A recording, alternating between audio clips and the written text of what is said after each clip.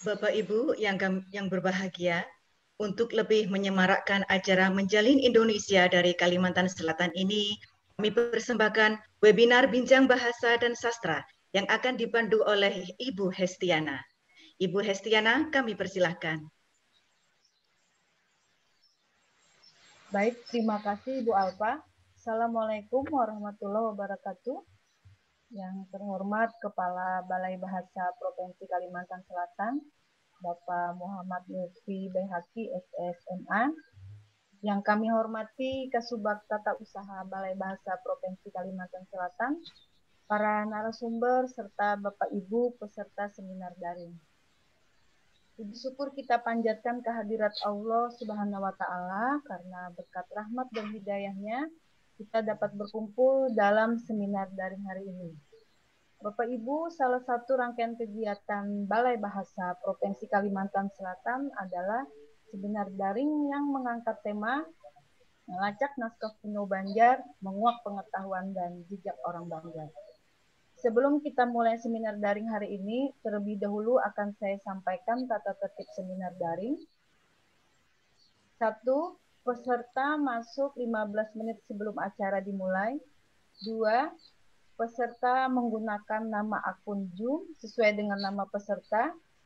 3. Peserta diharapkan tidak meninggalkan ruang Zoom selama acara berlangsung. 4. Sesi tanya jawab akan dibuka setelah semua narsum memaparkan materinya. 5. Bila ada pertanyaan pada saat paparan berlangsung, silakan tuliskan nama, asal instansi, kota asal, dan pertanyaannya di kolom komentar. Atau peserta bisa memberi tanda angkat tangan melalui fitur raise hand. 6. Pelantang suara atau mikrofon akan dinonaktifkan oleh panitia selama acara berlangsung dan diperkenankan diaktifkan atas seizin panitia atau moderator bila diperlukan. 7.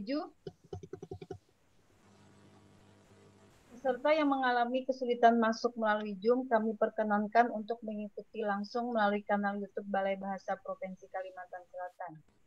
8. Peserta wajib mengisi daftar hadir secara daring yang telah disiapkan panitia sebelum acara berakhir. 9. Sertifikat keikutsertaan akan diberikan berdasarkan data yang telah diisi dalam daftar hadir, baik melalui Zoom ataupun kanal YouTube Balai Bahasa Provinsi Kalimantan Selatan. Dengan menuliskan nama dan asal instansi di kolom komentar, peserta harap memperhatikan penulisan nama dan gelar. Terakhir, moderator memiliki hak penuh untuk mengatur acara seminar daring. Jadi Bapak Ibu selama acara berlangsung harap mematuhi tata tertib yang sudah ditentukan. Baik Bapak Ibu sekalian, seperti yang sudah saya sampaikan, seminar daring hari ini mengangkat tema melacak naskah kuno Banjar, menguak pengetahuan dan jejak orang Banjar. Sebelumnya saya sampaikan bahwa naskah kuno merupakan warisan budaya yang di dalamnya banyak memuat ilmu pengetahuan sejarah di masa lampau, tak terkecuali dengan naskah kuno Banjar, yang tentunya dapat melacak pengetahuan dan jejak orang Banjar. Seperti bagaimana kehidupan masyarakat dan keagamaan di masa lalu, bagaimana perkembangan masyarakat Banjar dalam memaknai naskah kuno.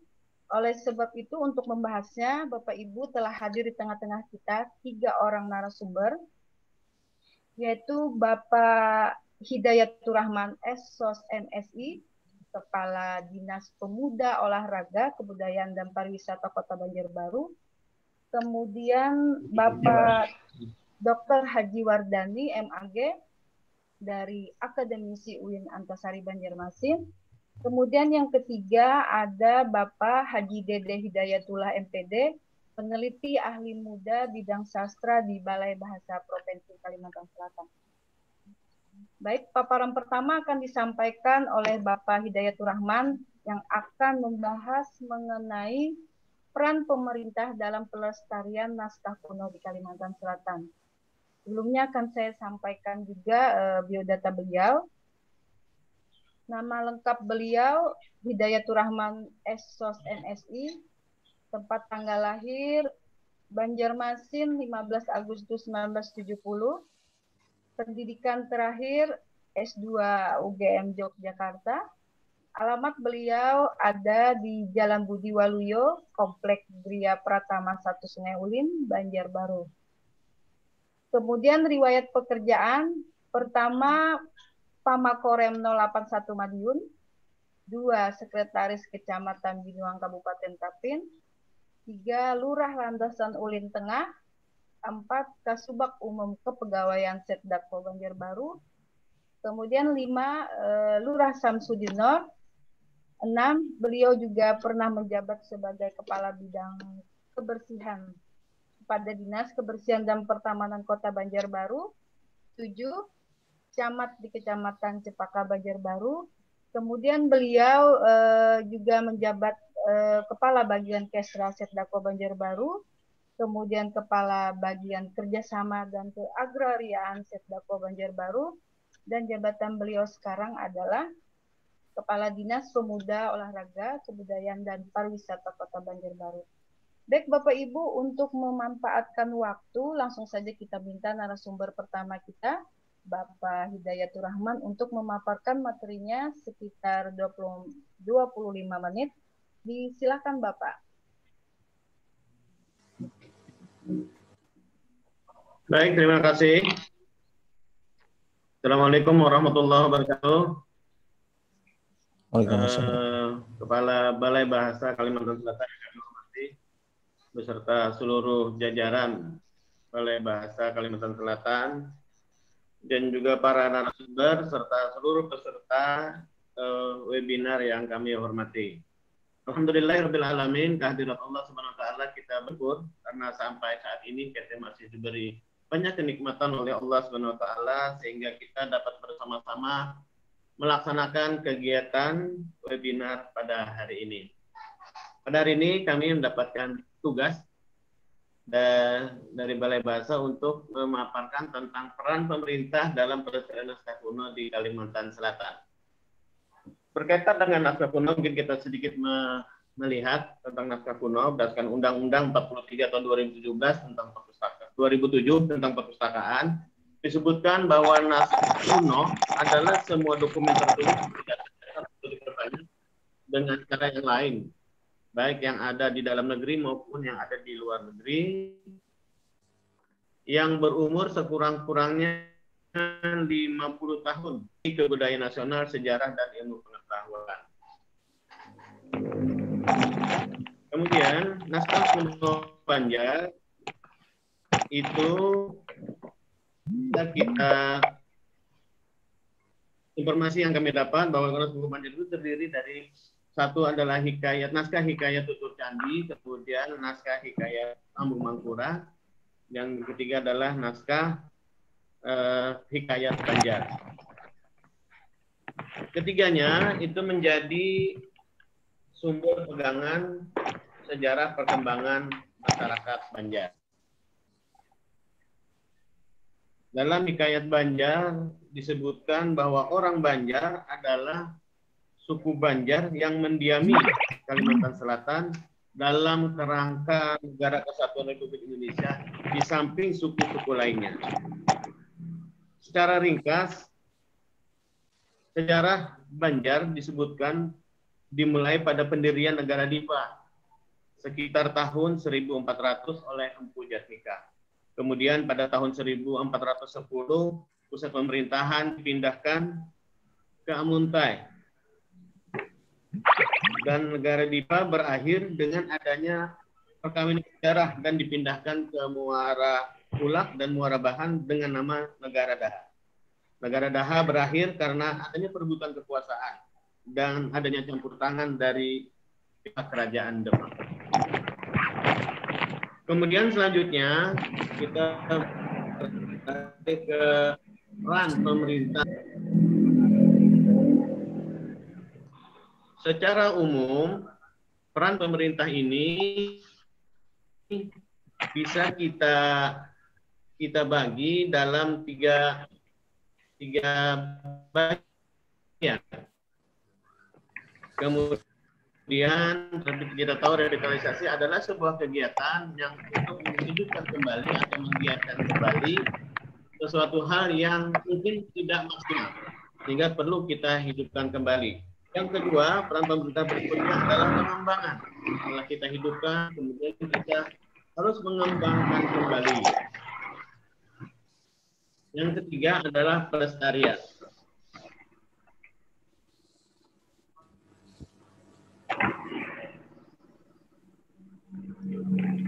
Ya, peran pemerintah itu terdiri dari revitalisasi, pengembangan, dan pelestarian. Kemudian kita masuk ke revitalisasi.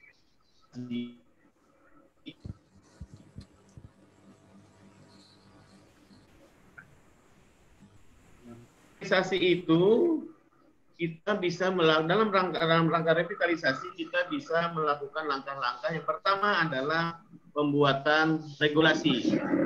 Hal ini penting karena regulasi menjadi dasar hukum untuk kita melakukan kegiatan. Salah satu contoh yang harus kita buatkan dasarnya adalah misalnya kita ingin menetapkan suatu benda yang menjadi manifestasi dalam pengetahuan masyarakat Banjar tentang arsitektur misalnya. Di Banjarbaru itu banyak sekali bangunan-bangunan rumah adat Banjar yang saat ini kondisinya tidak terawat. Oleh itu kita perlu membuat sebuah regulasi yang bisa menjamin keberadaan rumah Banjar itu tetap ada, tetap lestari. Saat ini kita belum mempunyai itu dan insya Allah kami akan mengusulkan ini sehingga rumah-rumah Banjar yang ada di Banjarbaru khususnya di Kecamatan Cempaka itu bisa tetap terjaga, bisa tetap terpelihara sehingga keberadaannya bisa menjadi warisan bagi anak cucu kita di kemudian hari. Kemudian yang berikutnya adalah sosialisasi. Hal ini juga penting dilakukan dalam rangka revitalisasi supaya masyarakat kita secara umum bisa tahu tentang kebudayaan Banjar yang ada di Kalimantan Selatan. Karena kita tahu saat ini bahwa arus informasi dari media sosial yang begitu kuat kita ini akan menjadi penghalang atau menghambat mereka untuk mengetahui lebih banyak tentang kebudayaan Banjar. Kemudian yang berikutnya adalah inventarisasi. Kita perlu melakukan inventarisasi terhadap hal-hal yang berkaitan dengan naskah kuno dan manifestasinya yang ada di masyarakat kita. Sehingga semuanya bisa kita inventarisasi dengan kita melakukan pengembangan. Dalam rangka pengembangan ini, pemerintah tidak hanya bisa dibebankan kepada saat pengembangan ini harus melibatkan seluruh unsur dalam pemerintah dan masyarakat sehingga pengembangan ini bisa berjalan. Langkah-langkah dalam pertama kita menyusun bahan ajar dan pelatihan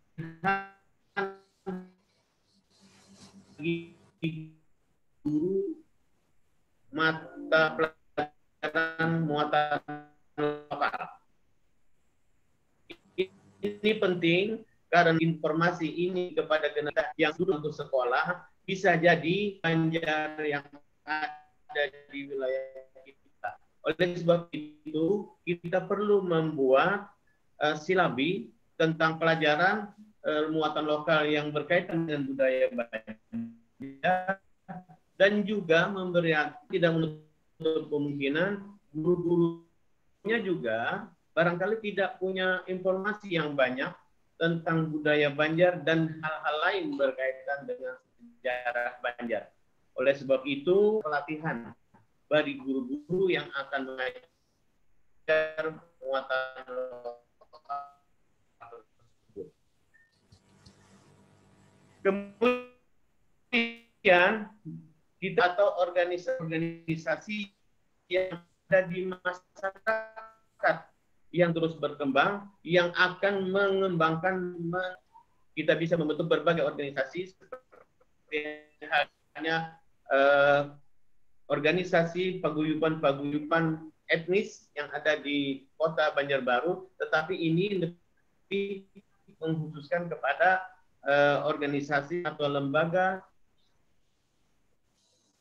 yang berkaitan dengan budaya Banjar, mengembangkan dengan benda-benda budaya.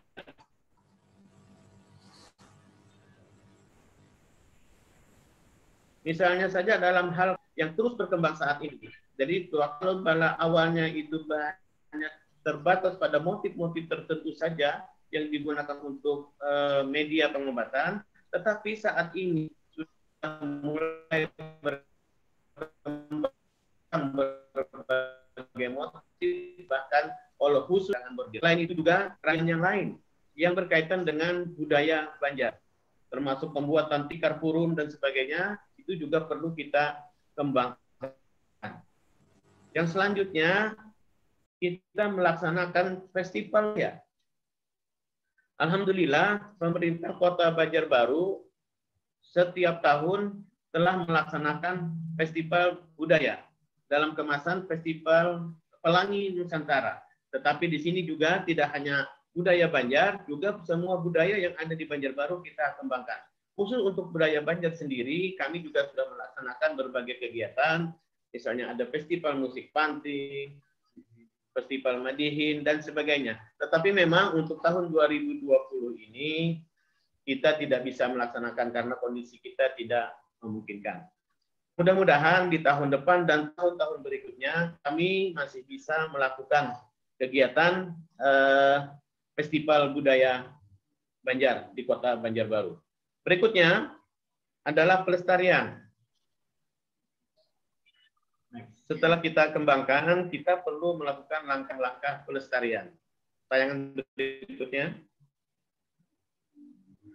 Ya, dalam pelestarian ini ada beberapa hal yang bisa kita lakukan. Yang pertama, kita bisa melakukan penggalian nilai-nilai budaya. Hal ini barangkali bisa dilakukan oleh kawan-kawan peneliti untuk lebih menggali kembali nilai-nilai budaya yang ada di masyarakat yang barangkali saat ini masih belum kita ketahui. Sehingga dengan penggalian-penggalian nilai-nilai budaya ini, kita masih bisa tetap menjamin kelestarian nilai-nilai budaya tersebut. Kemudian berikutnya adalah melakukan dialog atau seminar kebudayaan. Alhamdulillah juga pemerintah Kota Banjarbaru setiap tahun sudah bisa melaksanakan dialog budaya. Dialog yang melibatkan para budayawan, juga para seniman, melibatkan pemerintah kota dan stakeholder lainnya. Sehingga apa permasalahan yang terjadi di masyarakat yang berkaitan dengan kebudayaan, kita bisa atasi bersama-sama, tidak hanya oleh pemerintah kota, tapi juga oleh para pelaku budaya dan seni. Kemudian berikutnya adalah pengusulan, itu pengusulan bukan pengusuran, tapi pengusulan warisan budaya. Jadi budaya-budaya yang ada di tempat kita di Kalimantan, barangkali kita perlu mengusulkan bahwa adanya pengakuan bahwa ini sebagai peninggalan budaya. Sebagai peninggalan budaya. Kalau di Banjarbaru, banyak sekali gedung-gedung yang berumur di atas 50 tahun. Dan ini perlu kita usulkan sebagai cagar budaya untuk tetap melestarikannya. Kami juga sudah pernah, pemerintah Kota Banjarbaru bekerja sama dengan pemerintah Provinsi Kalimantan Selatan. Beberapa waktu yang lalu, anyaman purun, kerajinan anyaman purun sebagai warisan budaya tak benda. Dan ini sudah berhasil kita lakukan dan diakui sebagai warisan budaya tak benda. Anyaman purun yang ada di Kalimantan Selatan. Kemarin kami melakukan ekspos di Jakarta dan yang kami sampaikan adalah kerajinan purun yang ada di Kelurahan Palal.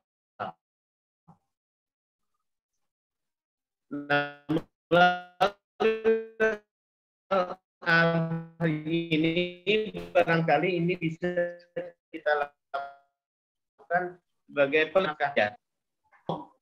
Yang berikutnya.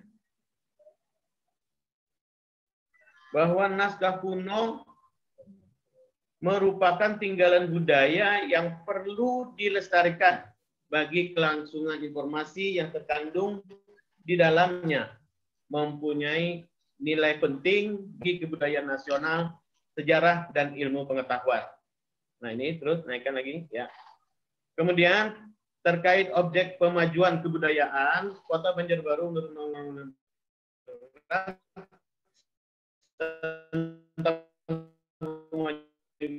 kebudayaan, manuskrip terdata sebanyak 15 jenis yang ada tersimpan di Museum Lambung Bina Budaya Masyarakat sebagai rangka pelestarian naskah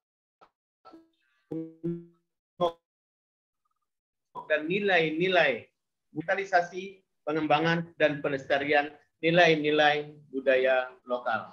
Mungkin demikian yang kami sampaikan.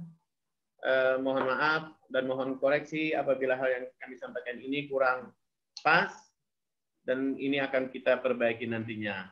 Makan durian pakai selasi, cukup sekian dan terima kasih. Assalamualaikum warahmatullahi wabarakatuh. Baik, terima kasih Bapak Hidayatur Rahman atas paparannya.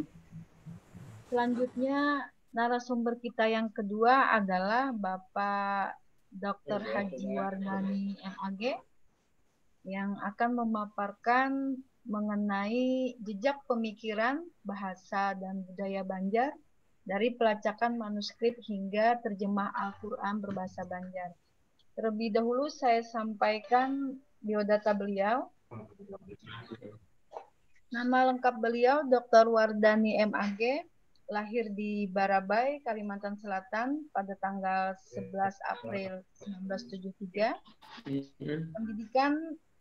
Pendidikan S1 di jurusan Tafsir Hadis Fakultas Usuluddin IAIN Antasari Banjarmasin. Pendidikan S2 beliau di jurusan Agama dan Filsafat pada konsentrasi Filsafat Islam. Dan pendidikan S3 beliau ditempuh di IAIN Sunan Ampel, Surabaya. Saat ini beliau menjabat sebagai Ketua Pusat Penelitian dan Publikasi Ilmiah pada Lembaga Penelitian dan Pengabdian kepada Masyarakat atau LP2M, UIN Antasari Banjarmasin. Baik, kita dengarkan langsung paparan dari Bapak Wardani, sekitar 25 menit. Bapak, silakan. Assalamualaikum warahmatullahi wabarakatuh. Bismillah, alhamdulillah, wassalatu wassalamu ala rasulillah wa ala alihi wa sahbihi wa man tabi'a hudah, amma ba'du. Saya akan menyampaikan berkaitan dengan pelacakan naskah. Ya. Yang kedua adalah Al-Quran terjemah dalam bahasa Banjar. Ya. Saya aktif di Pusat Penelitian dan Publikasi Ilmiah LP2M UIN Antasari Banjarmasin. Sebagai Kapuslit, kami memfasilitasi beberapa yang terkait dengan penelitian naskah, antara lain penelitian naskah di Marabahan, kemudian penelitian naskah juga ada beberapa di sama, misalnya di Teluk Silong, Martapura ya. Yang saya paparkan pada hari ini adalah berkaitan dengan pelacakan naskah atau manuskrip di Marabahan. Marabahan sendiri sebenarnya termasuk Kalimantan Tengah ya, akan tetapi dalam hal ini mereka yang menulis naskah-naskah ini adalah keturunan dari Syekh Muhammad Arsyad Al-Banjari ya. Di dalam silsilahnya dijelaskan bahwa silsilah Arsyad Al-Banjari bahwa para penulis ini adalah silsilah dari Syekh Muhammad Arsyad Al-Banjari dengan Tuan Guat. Dan naskah yang kami temukan ini rata-rata berumur hampir 170-an. Dan di sini kami menemukan beberapa naskah. Yang kami sampaikan ini adalah temuan naskah yang ditemukan melalui keluarga Fazlul Khair, yaitu seorang di UIN Antasari Banjarmasin. Anda bisa melihat dari beberapa mungkin naskah yang saya tampilkan, yang saya share di grup tadi. Naskah-naskah ini sebenarnya ada yang ditulis langsung oleh para penulis ulama Marabahan yang identik dengan keturunan Syekh Muhammad Arsyad Al-Banjari. Ada yang diterjemahkan, kemudian ada juga yang hanya menjadi pemilik, ya. Nah, di sini ada beberapa naskah yang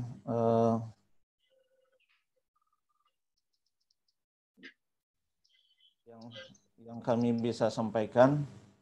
Ada sekitar 17 naskah kalau tidak salah, ya. Ada 17 naskah.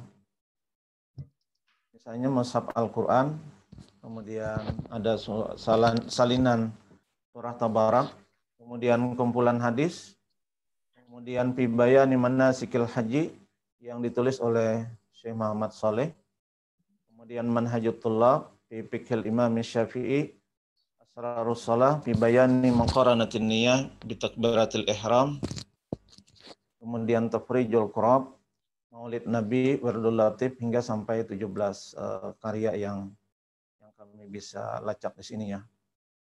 Nah, kalau melihat dari bidang-bidang yang dibahas dalam manuskrip ini, ada yang berkaitan dengan naskah Al-Quran. Jadi naskahnya kami temukan di situ ada naskah Al-Quran lengkap dengan tulisan khat yang bagus sekali yang dimiliki oleh Qadhi Muhammad Jafri, seorang qadhi, ya, pada masanya pada akhir abad 19, ya. Nah, naskah ini ternyata ditulis oleh seorang ulama yang berasal dari Sumbawa, ya. Yang namanya adalah Ahmad bin Abdul Qadir Al-Jawi As-Sumbawi. Nah, ternyata ada hubungan antara Banjar dengan ulama-ulama Nusantara ketika itu, ya. Di samping dengan hubungan masyarakat Banjar, ya, dan Timur Tengah, ya. Nah, memang naskah ini ada yang naik ke atas sedikit, ya. Memang ada yang masih ke atas sedikit. Nah, ini ada ya beberapa hal yang masih menjadi rahasia, ya. Misalnya di dalam kitab Tuhfatul Ahbab itu masih kita temukan naskah di screen di atas sedikit, ya. Nah, ditemukan misalnya di sini ada man nazara hadzal kitab bi ghairi idzni sahibihi ka'annama nazara fi nari jahannam khalida. Barang siapa yang melihat naskah ini tanpa seizin pemiliknya, maka seakan-akan dia melihat api neraka dan dia kekal di dalamnya.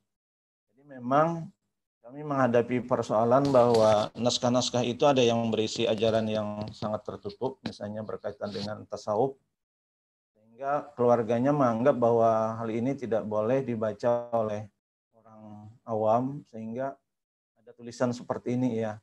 Naskah ini ditulis oleh seorang yang berasal dari Bone, ya, Sulawesi Selatan kalau tidak salah. Kemudian dimiliki oleh keturunan Syekh Muhammad Arsyad Al-Banjari, yaitu adalah Haji Muhammad Bijuri.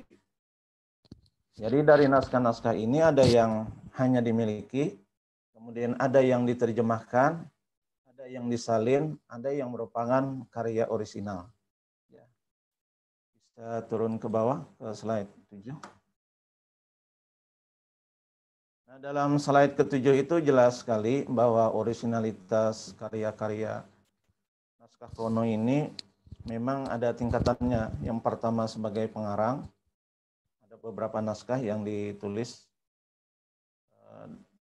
asli sebagai orisinal, sebagai karya ulama Banjar. Yang kedua ada yang hanya menyalin, ya. Mungkin tradisi pada waktu itu karena belum ada mesin fotokopi, ya. Ada salinan surah Tabarak misalnya. Itu disalin begitu saja, ya. Tapi ada juga yang diterjemahkan. Ya. Jadi sebagian karya-karya itu disalin kemudian diterjemahkan ke dalam bahasa Melayu dengan bergantung, ya. Catatan bergantung itu, ya. Kemudian ada juga yang diberikan komentar. Kemudian ada juga yang merupakan hanya pemiliknya. Nah, naskah-naskah ini memang ada yang berkaitan dengan Al-Quran, ada yang berkaitan dengan hadis, ada yang berkaitan dengan fikih atau ritual, ada yang berkaitan dengan tasawuf, kemudian ada yang juga berkaitan dengan bahasa Arab, terutama adalah nahwu dan saraf. Kemudian juga berupa doa-doa. Ada beberapa naskah yang sifatnya pribadi sehingga kami tidak bisa menayangkan di sini. Itu adalah peta kebun dan catatan hutang. Mohon maaf ini tidak bisa dianukan. Nah, catatan hutang juga ada di situ ya. Nah, kemudian ini naskah-naskahnya ya sampai 17. Sebagian dari naskah ini ada yang juga ditulis oleh Syekh Muhammad Arsyad Al-Banjari. Misalnya nomor 12 ya. Ar-Rahman bisyarhi risalatil wali Raslan. Ini adalah sebuah karya dalam hal tasawuf ya. Dan tasawufnya itu tasawuf yang bukan tasawuf amalia seperti tasawufnya Al-Ghazali ya, tapi tasawuf yang sangat teoritis, filosofis, yang memuat misalnya ajaran tentang fana ya. Dan ini karena ajarannya sangat sulit dipahami, mungkin bukan konsumsi masyarakat. Tapi yang menjadi poin di sini adalah bahwa Fathur Rahman ini juga diterjemahkan oleh Syekh Muhammad Arsyad Al-Banjari. Nah, beberapa karya yang selainnya ini adalah sebagian adalah karya-karya yang ditulis oleh Timur Tengah, ulama Timur Tengah yang mungkin dibawa ke Marabahan, dimiliki ya. Dan itu juga menjadi bukti bahwa pada waktu itu memang terjadi jaringan ulama yang begitu luas. Jadi ulama-ulama Marabahan yang merupakan keturunan Syekh Muhammad Arsyad Al-Banjari, pertama dia belajar ke Martapura, yang kedua dia belajar di keluarganya sendiri, kemudian juga belajar ke Timur Tengah, ke Mekah ya, dan ada kontak dengan beberapa ulama di sana. Misalnya kita melihat di naskah itu dia menyebut nama Syekh Ahmad Kushasi. Itu ulama abad ke-17 sebenarnya, tapi mungkin ada rantaian antara Syekh Ahmad Kushasi dengan ulama-ulama yang menjadi rantaiannya. Kemudian juga terjadi hubungan dengan ulama-ulama Nusantara. Kita melihat bahwa di situ ada hubungan dengan Boni dan juga ada hubungan dengan Sumbawa ya. Bisa di tayangan berikutnya. Tayangan berikutnya ya ini posisinya ya.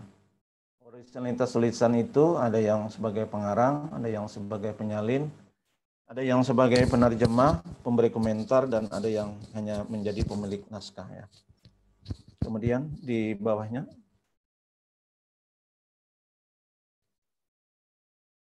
ini adalah jaringan ulama Marabahan. Kita melihat dari silsilah Syekh Muhammad Arsyad Al-Banjari dengan Tuan Guat itu melahirkan Mufti Haji Jamaluddin, kemudian melahirkan Datua Abdul Somad yang terkenal itu di kubahnya, kemudian melahirkan beberapa ulama yang kemudian memiliki naskah, memberi syarah, menerjemah atau menulis beberapa yang saya sebutkan tadi ya. Misalnya Haji Abu Talhah ya. Kemudian Haji Muhammad Jafri ya. Kemudian di bawahnya Haji Muhammad Bijuri, dan semua ulama-ulama ini sebagian besar memiliki jaringan dengan ulama Timur Tengah dengan jaringan Nusantara ya. Di bawahnya.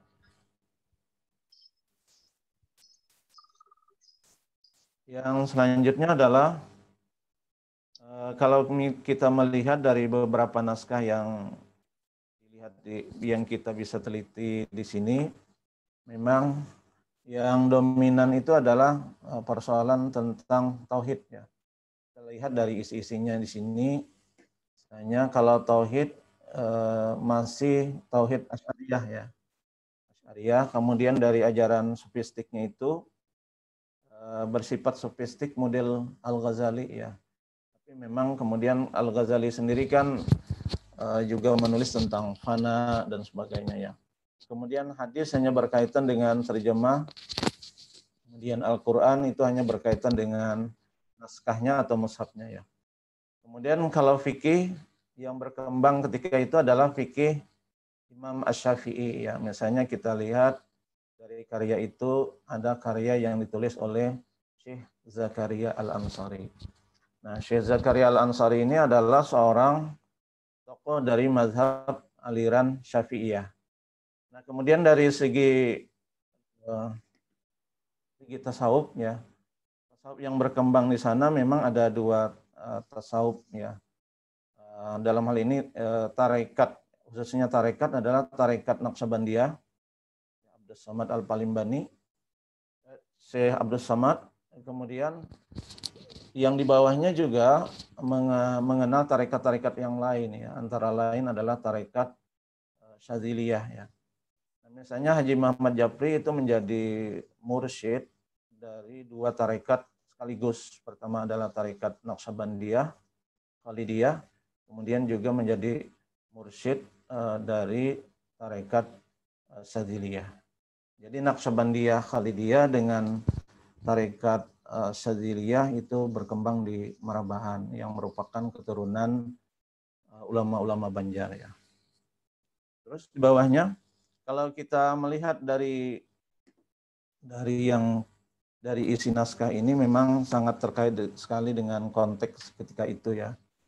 Nah, pada waktu itu memang secara perdagangan, dari aspek perdagangan, Marabahan itu karena terletak di antara sungai, maka kontak antara Marabahan dengan pusat-pusat kota di Indonesia dan juga pusat perdagangan di luar negeri itu terjalin dengan baik ya. Itu bisa dilihat dari koleksi barang-barang dagangan yang langsung kita temukan di rumah joglo atau rumah bulat ya. Ada beberapa yang berasal dari Singapura juga ya. Nah, itu artinya pada waktu itu memang terjadi aktivitas perdagangan. Yang kedua tentu saja jaringan ulama ketika itu. Jaringan ulama Timur Tengah, jaringan ulama Nusantara, dan tentu saja jaringan ulama lokal di mana para ulama itu belajar ke Martapura yang menjadi asal-usul mereka ya. Kami juga menemukan bukti sejarah antara lain adalah cagar budaya dalam bentuk rumah joglo yang didirikan pada tahun 1875. Nah, menurut informasi ini adalah tempat dulunya adalah aktivitas perdagangan karena letaknya di sisi sungai, jadi tempat menyimpan beberapa barang dagangan, tapi kemudian digunakan oleh Haji Muhammad Japri sebagai pusat aktivitas keagamaan.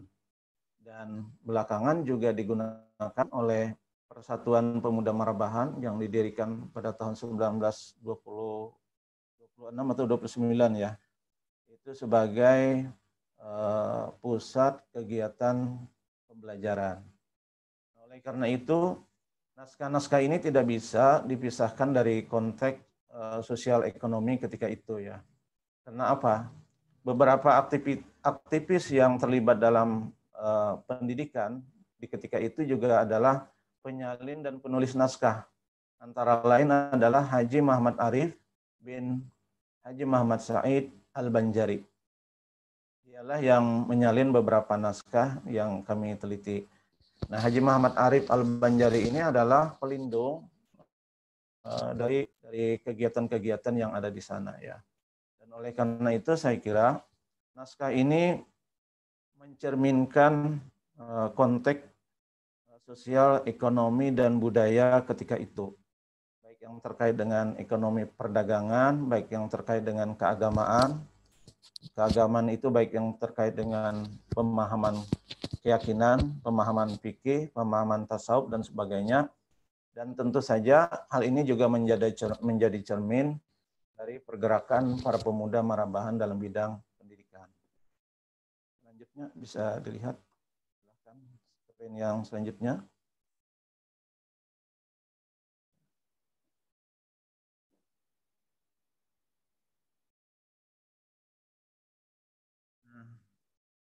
Berbicara tentang bahasa ya, tentu bahasa yang digunakan dalam naskah ini adalah naskah aksara Melayu dengan bahasa aksara Arab dengan bahasa Melayu yang biasa dikenal dengan istilah Arab Melayu atau biasa juga dikenal dengan Jawi ya. Di sini bukan bermakna Jawa ya, karena beberapa literatur klasik ketika menyebut istilah Jawi atau Jawa itu tidak menunjuk kepada Jawa dalam pengertian sekarang. Misalnya Tuhfatur Raghibin itu ditulis li ahadi ulama il Jawa atau li ulama il Jawi, padahal Syekh Muhammad Arsyad adalah seorang yang berasal dari Banjar. Karena istilah Jawi itu tidak bermakna Jawa ya. Yang menarik adalah dalam naskah ini, misalnya dalam Tuhfatur Raghibin ya, kita menemukan ada istilah bilisanil Jawi al-hisyah. Jadi dengan bahasa Jawi, bahasa Arab Melayu yang hisyah. Ternyata yang dimaksud dengan hisyah ini adalah bahasa yang fasih dan baik. Mungkin yang dimaksud dengan al-hisyah ini adalah bahasa Melayu yang ketika itu yang bisa dipahami oleh halayak umum. Karena Tuhfatul Ahbab ini terus terang adalah sebuah kitab tasawuf yang isinya sangat mendalam, yang tidak bisa dipahami oleh banyak orang. Oleh karena itu perlu penjelasan yang lebih gamblang, yang lebih bisa dimengerti oleh masyarakat umum. Ini dia menyebutkan bilisanil Jawi al-hisyah. Nah, menarik sekali ada beberapa kosakata dalam naskah ini yang mungkin tidak banyak lagi digunakan oleh masyarakat kita. Oleh karena itu kita perlu melestarikan bahasa-bahasa ini. Tadi sudah disampaikan ada upaya pelestariannya. Misalnya ada istilah patala. Ya, patala itu adalah lapis. Ya. Ketika dia menerjemahkan ayat Al-Quran, Tuhan menciptakan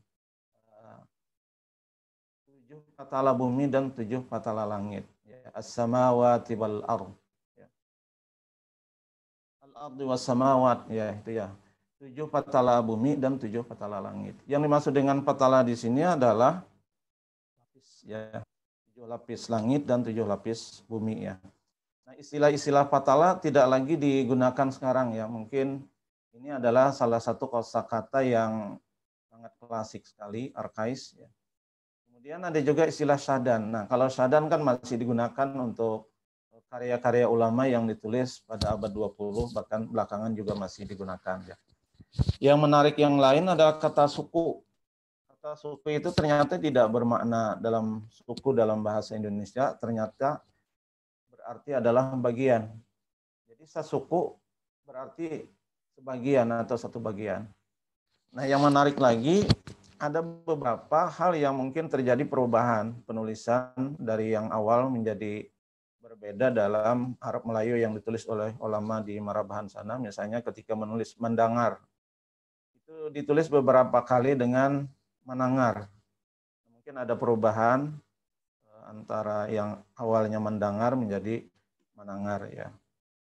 Selanjutnya mungkin bisa dilihat ada beberapa contoh yang kita bisa buktikan ketika penulis menggunakan istilah-istilah klasik itu ya. Coba kita lihat misalnya ya. Penggunaan kata patala itu ketika menerjemahkan wasakhkhara lakum ma fis samawati wa ma fil ardh. Telah disarahkan Allah Ta'ala kepada kamu, yakni insan, barang yang di dalam 7 patala bumi. Yang dimaksud dengan patala bumi ini adalah lapisan bumi. Karena dalam tafsir dijelaskan bahwa bumi itu ada 7 lapis, kemudian langit itu ada 7 lapis. Nah, kita temukan dalam naskah yang namanya adalah Jawami'ul Asrar. Nah, kemudian ada juga khalaqalakum ma fis samawati wal ardh jami'an. Nah, di sini diterjemahkan 7 patala langit dan bumi. Di sini ada kata-kata as-samawat, kemudian al-ardh, langit dan bumi. Kemudian diterjemahkan 7 patala langit dan bumi. Istilah patala mungkin tidak dikenal oleh orang-orang muda Banjar ya, yang sudah termodernkan, melainkan orang-orang tua yang tahu dengan istilah bahasa Banjar klasik ini. Oleh karena itu saya kira adalah kewajiban kita untuk mengupayakan melestarikan bahasa Banjar. Selanjutnya mungkin ada beberapa contoh ya, bisa lebih cepat ya. Nah, syahdan ya juga ada. Kemudian seterusnya juga ada. Nah, ini ada contoh menangar ketika menafsirkan atau menerjemahkan laisa kamitslihi syai'un wa huwas samiul basir. Ketika menerjemahkan as-sami' itu amat menangar. Itu tetap ditulis dengan menangar. Padahal dalam bahasa Banjar mungkin mendengar, tapi ada perubahan apakah pengaruh pengucapan lisan di sana, sehingga juga ada penulisan yang berbeda antara Banjar di Marabahan dengan Banjar yang ada di kita ya. Selanjutnya.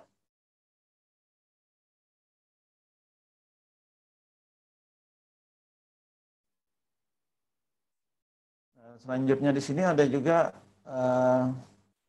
ini penggunaan penafsiran secara tafsiri ya. Terus sesudahnya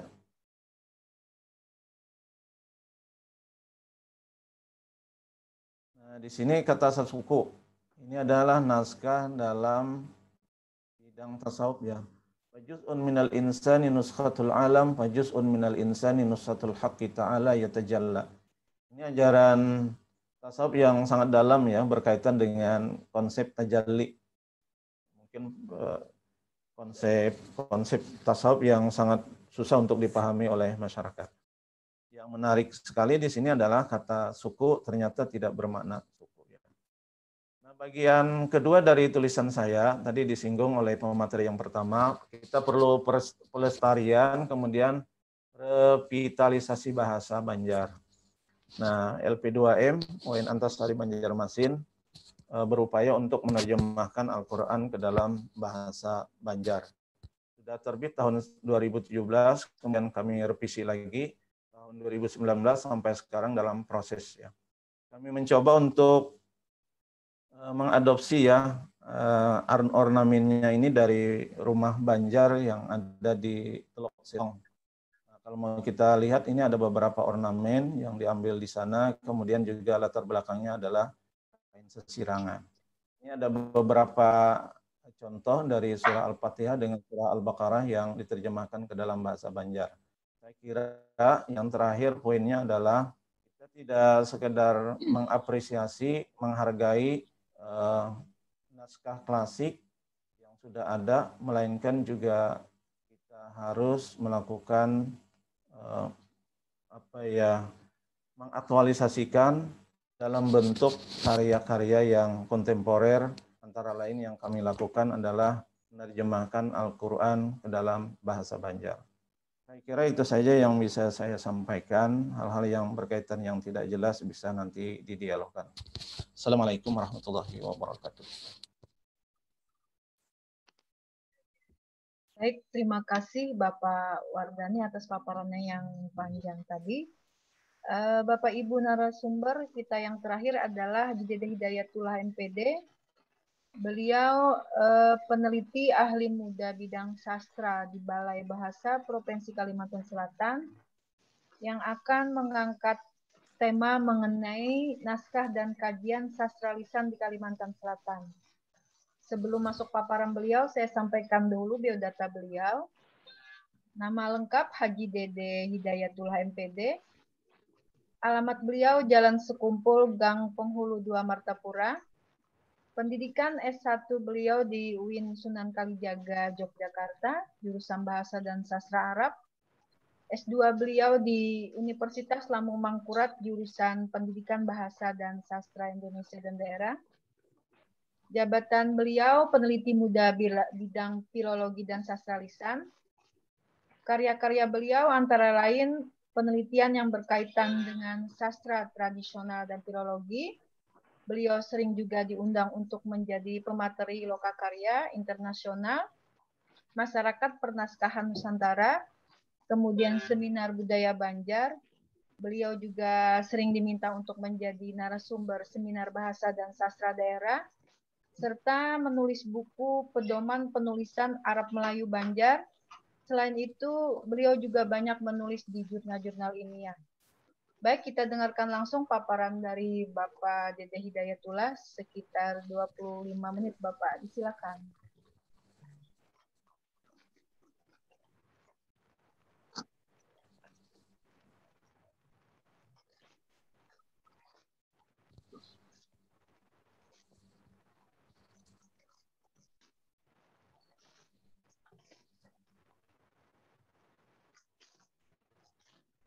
Bapak Dede.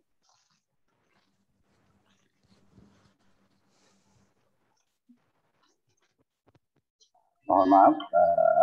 Ini suaranya bisa didengar? Iya, bisa Pak. Silakan. Ya, terima kasih, terima kasih. Saya akan berbicara tentang naskah dan orang Banjar karena hari ini kita menelusuri naskah dan jejak orang Banjar di Kalimantan Selatan. Terima kasih. Bismillahirrahmanirrahim. La haula wala quwwata illa billah. Saya akan memulainya dari manuskrip. Manuskrip adalah salah satu kekayaan budaya Indonesia yang berisi informasi yang luar biasa dari berbagai bidang seperti bidang sastra, agama, hukum, adat istiadat, sejarah, dan lain sebagainya. Oleh karena memiliki informasi dan ilmu yang luar biasa, seharusnya bagi kita adalah memanfaatkan kekayaan itu. Tidak membiarkannya, karena manuskrip ini kan namanya manuskrip kuno. Jadi saya sering dibilang oleh kawan-kawan juga orang kuno karena menyukai hal-hal yang lama. Jadi disebut juga orang lama, itu seperti itu. Nah, ada satu ilmu, suatu disiplin ilmu yang berbicara tentang teks yang terekam masa lalu, namanya filologi. Jadi untuk mengkaji manuskrip itu harus memiliki dan menguasai filologi. Di dalam filologi itu ada namanya kodikologi. Jadi kalau teman-teman nanti mendapatkan naskah, maka yang harus dilakukan adalah mengkodikologi naskah itu, mengkodik naskah. Yang pertama yang harus dilakukan adalah dari mana turunan naskah, sejarah naskahnya seperti apa. Yang kedua, kertasnya apa, tulisannya, tulisan dalam Latin atau Arab Melayu itu bisa. Terus iluminasi, gambar-gambar di situ ada atau tidak. Yang ketiga tentang perdagangan naskah. Kalau di Kalimantan Selatan mungkin jarang, tetapi kalau di tempat lain itu ada perdagangan naskah. Nah, kodikologi ini akan membahas secara jelas apa dan bagaimana naskah itu. Misalnya umurnya berapa, ditulis di kertas apa, kertas Eropa atau apa, bagaimana watermark-nya, nanti kita akan bicara juga watermark-nya di belakang, dan tahun berapa dia ditulis, itu adalah kodikologi. Jadi kalau nanti dapat naskah, maka yang itu. Gambar yang di sebelah kanan itu gambar tentang digitalisasi naskah. Jadi yang harus dilakukan juga sesudah menemukan naskah, mencatat, mengkodeks naskah itu, melakukan digitalisasi naskah. Naskahnya didigitalkan, dipoto. Nah, naskah yang dipoto itu akan kita simpan sehingga naskahnya tidak lagi dipegang oleh tangan. Karena naskah itu memiliki keasaman ketika bersentuh dengan tangan itu akan rusak. Jadi ada alat-alat khusus kalau kita mau memegang naskah. Sementara kita itu harus melestarikan naskah. Ini kami bekerja sama dengan Perpusnas. Ini orang-orang Perpusnas, ini Ibu Ayu namanya. Jadi pada tahun 2019 kemarin kita melakukan pelestarian naskah. Bagaimana cara melestarikan naskah? Ada yang harus dilakukan. Yang pertama, di proses digitalisasi. Digitalisasi naskah di Kalimantan Selatan itu pernah dilakukan oleh tim dari Badan Bahasa, tim dari UI, kemudian tim dari lain-lain juga. Nah, naskah-naskah itu ada yang bolong, dimakan rayap, ada yang korosi tinta. Korosi tinta itu tintanya meluber, dan ada juga yang memang sudah tidak bisa terbaca sama sekali. Nah, yang harus dilakukan adalah namanya preservasi. Ini adalah proses preservasi naskah, proses pelestarian naskah. Ada yang namanya tambal sulam dan juga ada yang namanya fumigasi. Fumigasi itu penyemprotan dengan racun serangga sehingga naskahnya bisa dibaca. Ini kita baru berbicara awal naskah, mudah-mudahan nanti waktunya cukup. Nah, ini namanya watermark. Watermark ini ada tulisannya namanya Benedetto. Jadi naskah ini ditulis pada kertas yang dibuat dari Italia. Jadi kita kalau pegang duit, maka kalau kita ke atas ke cahaya maka akan kelihatan itu watermark. Begitu mahalnya kertas ini pada zaman dulu, hanya orang-orang kaya yang punya kertas ini dan mereka biasanya meminta kepada penulis lain. Nah, ini adalah juga watermark. Itu di tengah naskah kelihatan tulisannya watermark. Di bawah juga ada tulisan putih di tengah, itu watermark. Nah, ini adalah namanya proses laminasi. Laminasi ini laminating tetapi menggunakan tisu tipis yang dari Jepang. Ini adalah proses pelestarian naskahnya. Jadi naskah itu sesudah ditambal, disulam, kemudian dilakukan laminasi, dan baru dijilid. Itu baru bagian pelestarian tadi. Kita belum menyangkut tentang bagaimana isi dari naskah. Ini baru pelestarian. Sudah digitalisasi. Kemudian kalau ada kerjasamanya, ada duitnya. Dan menurut yang saya dengar, proses laminasi ini sangat mahal. Untuk satu naskah dengan bundel yang tipis saja, itu bisa mengeluarkan jutaan. Kalau tebal, mungkin seperti naskah Al-Quran misalnya, satu naskah itu diminta sekitar 9 sampai 15 juta. Jadi begitu mahalnya pelestarian naskah ini.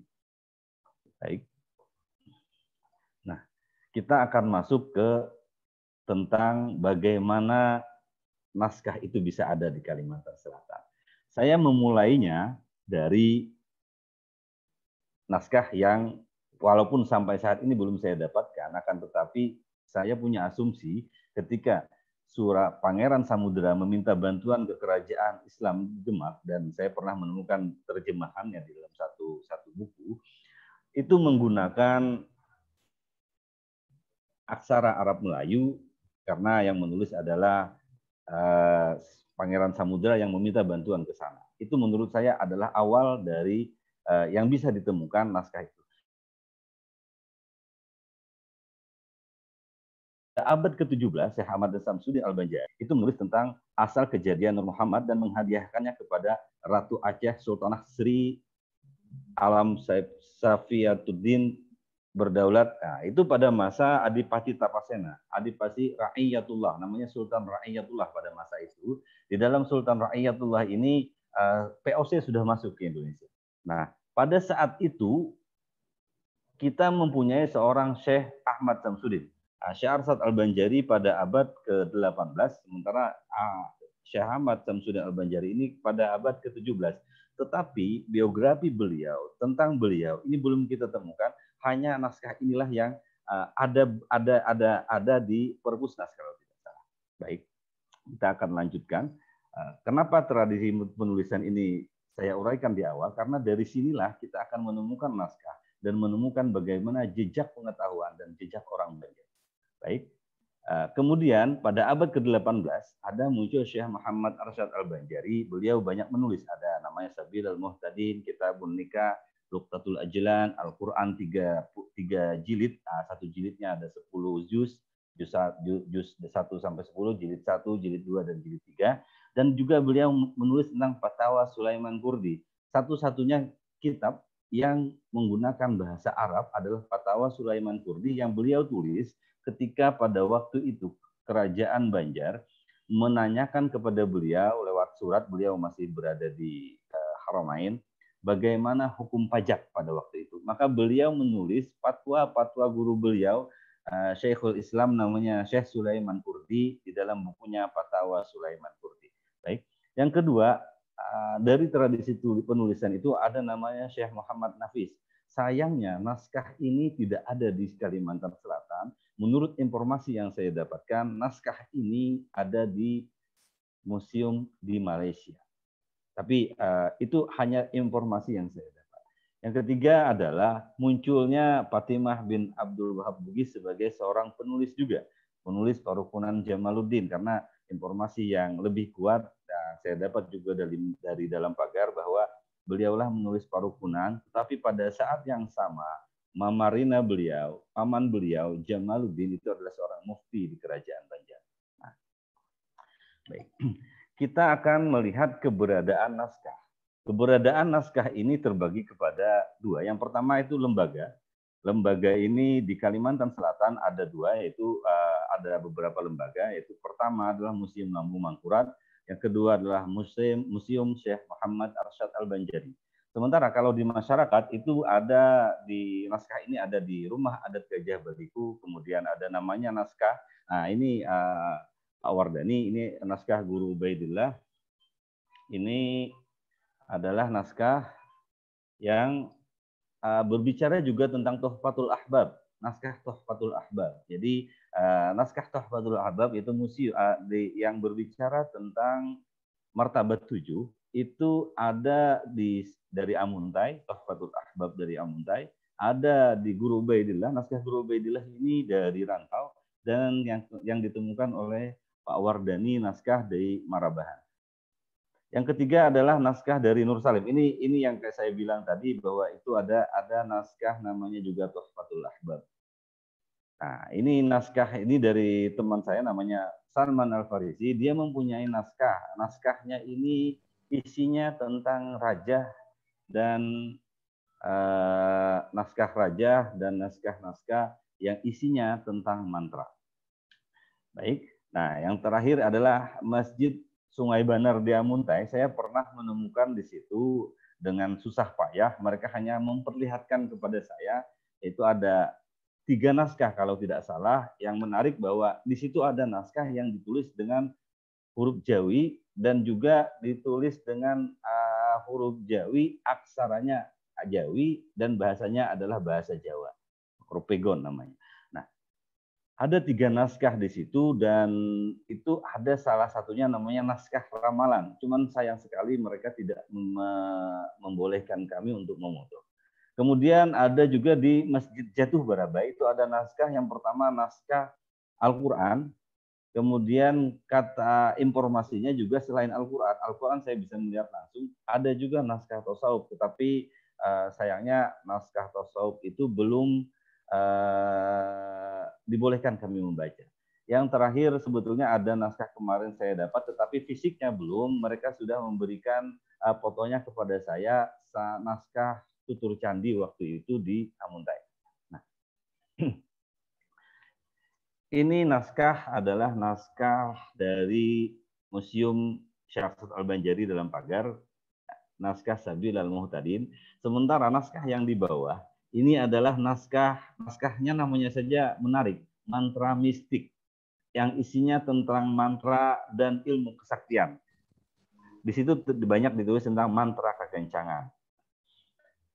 Naskah Syarafat Al-Banjari yang tersimpan di museum dalam pagar itu sekarang dipegang oleh Muhammad Faisal. Ada 13 naskah, 7 naskah tentang Sabil Al-Muhtadin, kemudian ada Kitabun Nikah, Fatwa Sulaiman Kurdi, 1 naskah tentang Qaulul Mukhtasar, 1 naskah Tasawuf Futuhul Arifin, dan 2 juz Al-Quran. Karena 2 jilid Al-Quran, 1 jilid Al-Qurannya disimpan di Museum Lampung Mangkurat. Ada 1 naskah yang menarik, tetapi yang ada hanya fotokopiannya, yaitu namanya naskah Kanzul Ma'rifah. Nanti kita bicara tentang isi, bagaimana isi naskah. Nah, sementara naskah di Museum Lampung Mangkurat itu kebanyakannya berisi syair. Ada 42 judul yang sudah kita klasifikasi. 38 merupakan naskah syair seperti naskah syair Carangkulina, naskah Ken Tambuhan, syair Brahma Syahdan, dan naskah lain. Sementara yang selain itu ada naskah tutur candi berupa prosa, kemudian naskah mantra mistik, dan naskah martabat 7. Naskah martabat 7 ini bukan isinya tentang martabat 7, hanya sekelumit tentang martabat 7 oleh yang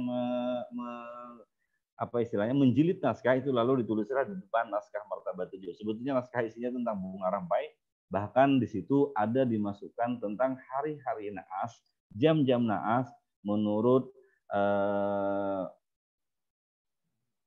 saya lupa, menurut nanti kita bicarakan di belakang. Nah, naskah di masyarakat, naskah di Telok Selong itu sekitar 36 naskah. Terdiri dari naskah agama, fikih, Al-Quran, dan tasawuf. Kemudian naskah-naskah yang dimiliki perorangan itu ada yang dari Guru Baidillah tadi, naskah Salim. Naskah Salim ini, Nur Salim Azmi, itu ada 4 naskah. Naskah Salman Al-Farisi 1, naskah Guru Baidillah 1 bundel. Nah, naskah di Abu Najib, disebutnya Abu Najib Telok Selong, atau di Rumah Adat Gajah Baliku itu tentang Tauhid ada 5 naskah, Al-Quran ada 3 naskah, Tasawuf ada 5 naskah, Fikih ada 5 naskah, Pengobatan ada 1 naskah. Ini menarik, pengobatan ada 1 naskah. Tata bahasa ada 7 naskah, tata bahasa Arabnya ada 4, dan sintaksis ada 3. Kemudian hadis dan ma'rifat. Nah, ada 1 lagi naskah bacaan pintu rezeki, naskah pesugihan. Ini khusus berbicara bagaimana kita mau kaya. Itu naskahnya ada. Mungkin kalau mau silahkan datang ke Abu Najib Telok Selong. Kebetulan naskahnya juga sudah saya lakukan transliterasi, tinggal cari guru saja lagi mungkin yang pas gitu untuk bagaimana itu. Ya, ada naskah salawat dan ada kitab doa, terus ada ilmu mantik dan bayan. Nah, ini menarik. Kita mengenal namanya kitab Barencong. Kitab Barencong itu adalah kitab antara Syekh Muhammad Arsyad Al-Banjari dan Datu Sanggul yang dipotong menyilang itu. Nah, pada tahun 2013 atau 2014 kami menemukan namanya, saya bersama dengan Kak Humaydi dan Fatullah Munadi itu menemukan ada satu naskah Nagara namanya, dan disebutkan dengan naskah Sari Barencong. Kemudian muncullah di pikiran saya, asumsi saya, kenapa ini naskah yang punya Syekh Arsyad itu dipotong bakencong. Jadi menurut saya seharusnya naskahnya, ini asumsi saya, naskah itu naskah bakencong, bukan barencong. Sementara naskah Nagara ini naskah yang memuat tentang tulisan orang-orang Aceh yang berisi tasawuf. Tasawufnya juga tasawuf yang berat. Misalnya bagian yang pertama adalah Syarabul Asyiqin yang diterjemahkan sendiri oleh Hamzah Pansuri pada abad ke-15 kalau tidak salah, Hamzah Pansuri ini, dan sekarang lagi asik, lagi rame dibicarakan, yaitu Barus di titik nol. Nah, ini namanya adalah Hamzah Pansuri. Islam pertama katanya di Barus. Hamzah orang Barus namanya. Jadi Hamzah Pansuri. Beliau menulis Risalah Syarabul Asyiqin di dalam naskah Sari Barencong ini, yang artinya adalah minuman para pemabuk. Kalau tulisan beliau itu menerjemahkan seperti itu. Minuman, ya. Kemudian di dalam naskah yang kedua itu adalah pasal pada menyatakan jalan yang benar, hujjadus sindik dan izindik. Ini seperti antara tesis dan antitesis. Jadi ketika naskah pertama Syarabul Asyiqin itu berbicara tentang martabat 5, bagian kedua Nuruddin Ar-Raniri berbicara tentang tasawuf yang benar dan tasawuf yang salah. Nah, ini semua isinya adalah tentang hakikat, tasawuf, kemudian juga zikir, kemudian hakikat Fatihah dan lain-lainnya.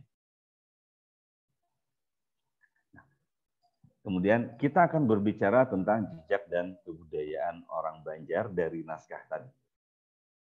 Dari awal penulisan bahwa kita mengetahui Arab Melayu itu adalah surat Pangeran Samudra kepada Demak. Kemudian juga ada kitab Kejadian Nur Muhammad karangan Syekh Ahmad Syamsuddin Al-Banjari.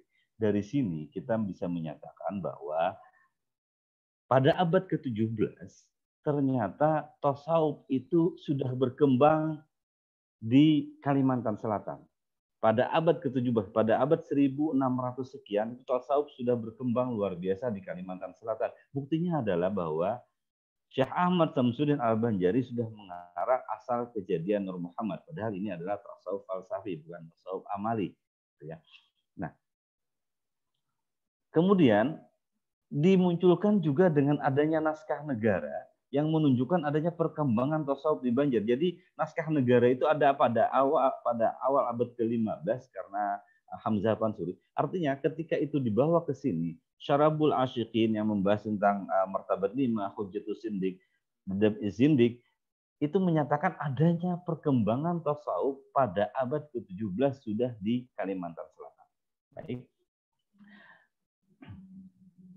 Nah, ini menarik, tadi pembicara pertama juga berbicara tentang hikayat Banjar. Saya akan mencoba sedikit mengulas tentang hikayat Banjar. Hikayat Banjar itu ada dua. Yang pertama hikayat Banjar dan yang kedua adalah tutur candi. Hikayat Banjar itu menurut Jijiras itu adalah naskah yang ditulis untuk keraton, sementara tutur candi itu adalah naskah yang ada di masyarakat dan dipakai untuk pewayangan. Nanti ada mitos-mitos yang melatari seperti apa. Yang pertama adalah asal mula kerajaan negara Dipa. Kalau di dalam hikayat Banjar itu hanya berbicara tentang Empu Jatmika, sementara di dalam tutur candi itu jauh sebelum itu. Dia berbicara tentang siapa Empu Jatmika, siapa orang tua Empu Jatmika. Jadi berbicaranya panjang. Jadi misalnya orang tua Empu Jatmika itu adalah saudagar jantam. Saudagar jantam ini mempunyai anak 5, 2 anak itu namanya ya Dewi Gumaraman dan Dewi Srijaya. Dewi Gumarawan itu menikah dengan Iskandar Zulkarnain. Kemudian Dewi Srijaya itu menikah dengan Nabi Haidir. Ini mitos yang melatari. Mengapa ada mitos ini nanti kita akan bicarakan di belakang. Kemudian Iskandar Zulkarnain itu menurut tutur candi itu menikah naik ke Kayangan, menikah dengan anak Batara Wisnu yang bernama Dewi Kusumajaya. Kemudian Nabi Haidir itu pergi ke bawah air bertemu dengan Batara Gangga di negeri Gumilang Kaca, menikah dengan putri Kesumasari. Mereka dinikahkan itu oleh Empu Jatman. Kebelakangnya Iskandar Zulkarnain ketika kawin dengan Dewi Kusumajaya itu mempunyai, dia bilang kepada Dewi Kusumajaya dan Batara Wisnu, kalau anak saya tidak seperti anak yang lain, tidak seperti anak dewa di Kayangan, turunkan ke bumi. Ketika melahirkan, itu ternyata anaknya punya tangan 4, kaki 4, dan kepala 2. Akhirnya diturunkan ke bumi. Pada saat yang sama, Empu Mandastana itu lagi bertapa. Dah ditaruhlah di atas pahanya, kemudian dalam bentuk bunga. Bunganya namanya bunga Padmaraga, dicium oleh Empu Mandastana, kemudian diciumkan kepada istrinya. Istrinya langsung hamil waktu itu dan melahirkan 2 orang, Bambang Sukmaraga dan Bambang Padmaraga. Yang kedua adalah Nabi Haidir tadi juga ternyata istrinya itu melahirkan dia seperti bulat, seperti buah yang bulat itu seperti semangka. Nah, dibuang ke bumi, ditemukan oleh seseorang kampung, kemudian dia menyebutkan dirinya namanya adalah Putri Galuh Sari. Kemudian Putri Galuh Sari tadi pada saat yang sama lambung Mangkurat bertapa, dibawa di depan lambung Mangkurat tiba-tiba muncul buih. Putri Galuh Sari tadi dimunculkan dari buih dengan naga. Itu dari cerita Iskandar Zulkarnain. Kemudian Bambang Sukmaraga dan Bambang Padmaraga terbunuh di Lubuk Badang Sanak di sumur berdarah oleh pamannya, yaitu Lambung Mangkurat. Tetapi sebelum dia dimasukkan ke air di dalam tutur candi, oleh Batara Gangga dia sudah diambil. Dia tidak meninggal, dia sudah diambil. Kemudian Batara Gangga membawanya ke negeri Gumilang Kaca. Pada saat yang bersamaan Raja Majapahit sedang bertapa ingin mempunyai anak. Di dalam Hikayat Banjar diceritakan bahwa Raja Majapahit itu Tamanang. Tamanang itu bahasanya dalam bahasa Banjar mandul. Dia bertapa. Kemudian diberikanlah anak tadi si Bambang Sukmaraga dalam bentuk yang kecil. Dia dibelu dalam petala, di dalam peti, ditaruh di depan. Jangan dibuka sesudah 3 hari. Raja Majapahit tadi pulang, kemudian dia bilang kepada istrinya, saya mau tidur, jangan dibuka kecuali sesudah 3 hari. Ternyata istrinya tidak sabaran, akhirnya dibuka, maka jadilah dia tidak punya tangan, tidak punya kaki. Nah, di dalam Hikayat Banjar dan dalam tutur candi, Putri Junjung Buih tadi ingin punya istri, ingin punya suami, maka dimintalah yang dari hasil pertapaan. Di tengah jalan, ternyata kapalnya tidak bisa jalan. Nah, di dalam tutur candi itu diceritakan ternyata yang membuat kapal tidak jalan itu adalah Bambang Padmaraga yang ingin ketemu dengan Bambang Sukmaraga. Akhirnya Bambang Sukmaraga melompat ke air, dijemput oleh Bambang Padmaraga, dibawa ke negeri Gumilang Kaca, kemudian diberikan tahta, ya, diberikan baju yang sangat bagus, naik ke atas, maka sebutlah namanya katanya Suryanata. Kita ambil pada simpulan akhir. Yang pertama adalah bahwa sesudah menikah, ternyata ketika Junjung Buih dan Pangeran Suryata mau nikah, tiba-tiba muncul namanya Syekh Madian di dalam tutur candi. Syekh Madian itulah yang menikahkan mereka. Syekh Madian yang menikahkan mereka dalam adat yang dalam tanda kutip menurut tutur candi adalah Islam. Saya ketika berjalan ke Marabahan, mengapa mitos ini muncul melatari dalam tutur candi? Saya berjalan ke Marabahan, kemudian bertemu orang. Menurut beliau, ketika dia mencari naskah, mencari bagaimana tutur candi, bagaimana hikayat Banjar, di Marabahan itu ada namanya satu kampung, namanya kampung Kecamatan Mandestana. Di Kecamatan Mandestana itu mitos yang melatari, karena menurut Bartes kan bahwa mitos itu pasti ada sesuatu yang disampaikan, ada konotasi, ada adiksi. Jadi ternyata menurut mereka Putri Junjung Buih itu adalah Islam. Nah, kemudian pertanyaan selanjutnya menurut saya adalah candi. Kenapa candi ada? Oh, candi itu adanya pada abad kedua sebelum Masehi, jauh sebelum ada ini. Nah, jadi bagaimana menurut orang Banjar dan orang Bakumpai bahwa di dalam tutur candi itu Islamlah yang ada pada Putri Junjung Buih. Baik, itu satu. Yang kedua, kita akan berbicara juga tentang naskah Al-Banjari. Naskah Al-Banjari ini menarik menurut saya karena apa? Karena di dalam kitabun nikah itu saya melihat ada satu kearifan lokal. Kearifan lokal itu namanya ketika di dalam bahasa Arab mungkin adalah qabil tu nikah, tetapi Al-Banjari itu menulis adalah aku terima menikahi, bukan aku terima nikahnya.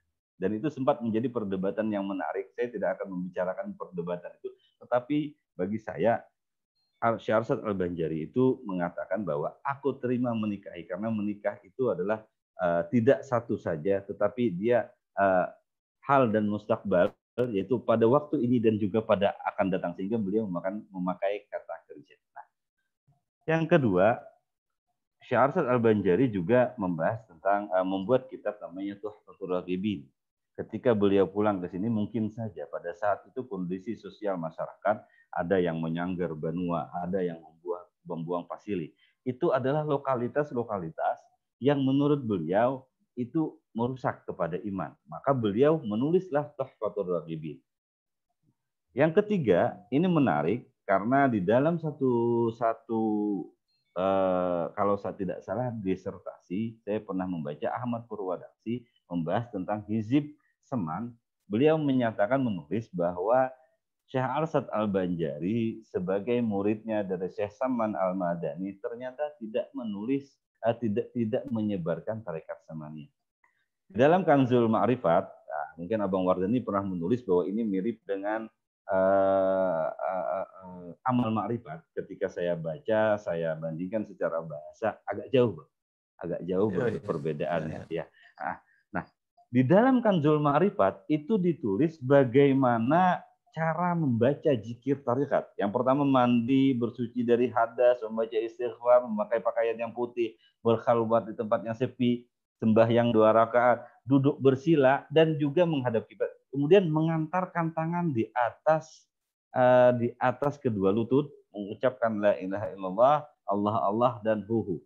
Pada saat 93, 94 guru sekumpul itu juga mengijazahkan, membaiatkan tarekat Samaniyah, dan itu sangat mirip.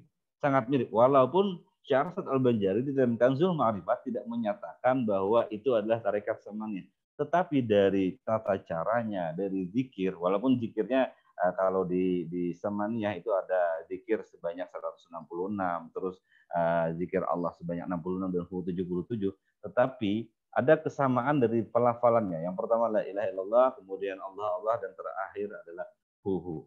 Nah, Al-Banjari juga mengarang kitab haid.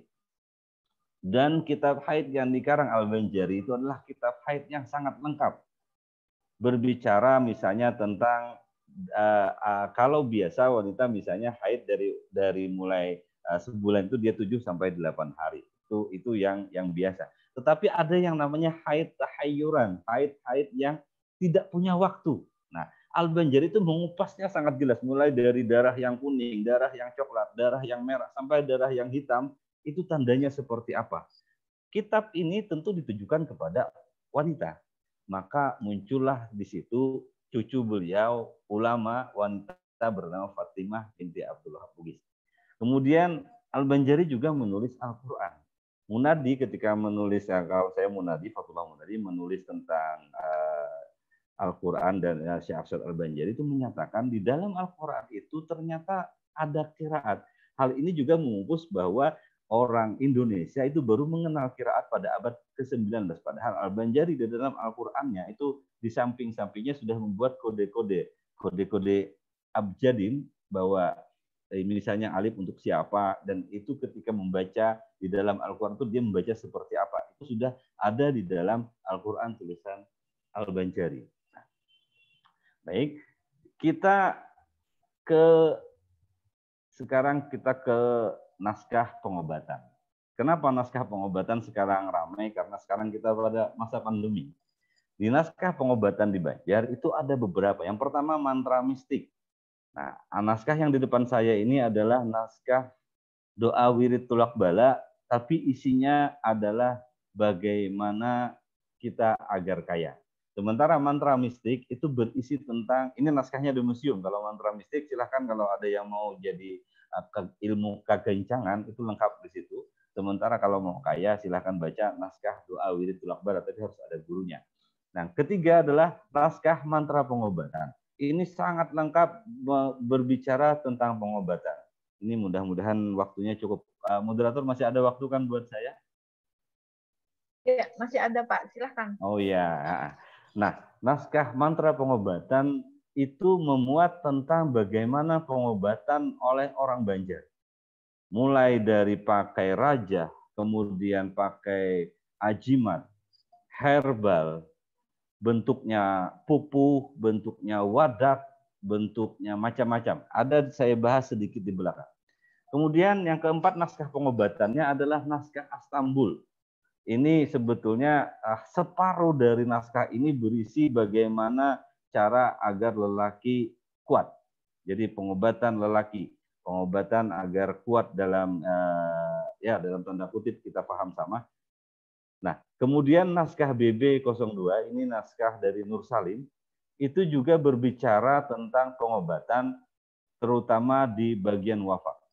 Kemudian naskah Martabat 7 yang seperti saya bilang tadi, isinya ada tentang bagaimana naskah ini mengupas juga beberapa macam naskah bunga rampai, termasuk di dalamnya hari-hari naas dan jam-jam naas. Nah, ini saya kira akan kita bicarakan tentang identifikasi penyakit. Di dalam naskah Astambul itu ada naskah, isinya pengobatan tentang lemah syahwat, disentri, obat kuat, impoten, alat kelamin, dan lain-lain. Kemudian di naskah MP itu berbicara tentang bengkak yang bernanah atau barah kalau istilahnya. Barah, sakit mata, flu, sakit kepala, sakit pinggang, badan panas, menstruasi, mencret, bengkak, luka, lemah syahwat. Ini lemah syahwat ini mungkin sangat populer mungkin di naskah-naskah. Terus TBC, segala penyakit, emah dan lain-lain itu ada tata cara dan pengobatannya di naskah mantra pengobatan. Nah, ini ada naskahnya di belakang. Naskah yang di sebelah kiri itu adalah naskah Astambul, dan naskah yang di sebelah kanan itu namanya naskah yang korosi tinta. Tinta memakan kertas seperti kita lihat. Baik. Nah, saya hanya akan berbicara sedikit tentang naskah pengobatan dalam naskah Astambul. Naskah yang pertama adalah Raja. Nah, naskah Raja itu, sebentar saya lihat, itu adalah naskah ajimat, bukan, ini Raja, untuk agar kita hilang dari buang air, mencret darah. Rajahnya ditulis di daun rabah rimbangun, picur bebek, kemudian ditulis rajahnya seperti ini, kemudian dimakan. Naskah yang kedua itu adalah ajimat. Naskah ajimat ini adalah, mohon maaf, ini naskah kuat hubungan suami istri. Naskahnya ditulis di kertas, kemudian dipakai di badan. Ini naskah, ini ajimatnya, ajimat. Perbedaan antara raja rajah itu dituliskan pada benda, kemudian bisa dimakan. Sementara ajimat itu hanya dipakai, bisa ditaruh di botol. Di dalam naskah Istanbul ini bisa ditaruh di botol, bisa juga di dalam bantal atau di atas rumah. Sementara kalau rajah itu dituliskan pada benda yang akan kita pakai. Misalnya kalau yang seperti di atas itu di daun rajah rimbangul.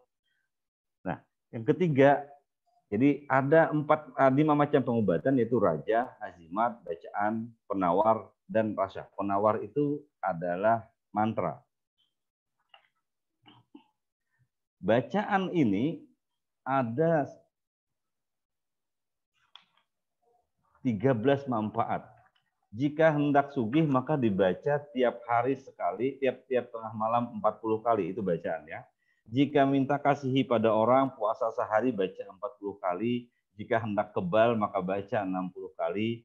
Jika hendak ditangkap orang agar tidak kelihatan maka dipakaikan, dibaca, jangan bernapas. Dan jika hendak pakai tatamba agar orang di rumah itu tidak durhaka, maka dibaca, ditulis pada tembaga, kemudian baca 80 kali, ditiup pada tembaga. Jika hendak pada perempuan, maka baca tengah malam 7 kali, jangan bernapas, maka tiupkan pada tapak tangan kiri. Ingatkan perempuan itu sekira-kira nyata, maka genggam, niscaya datanglah dia. Jika ada orang, ini bacaan ini, jika ada orang kemasukan setan, baca 40 kali, tiupkan. Jika perut mau kenyang terus, maka baca 14 kali, jangan keluar rumah.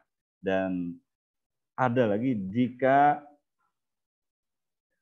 ada orang minta obat, minta banyu, maka tiupkan 7 kali, tiupkan di kapas, disuruh makan. Ini jadi untalan kalau istilah orang Banjar.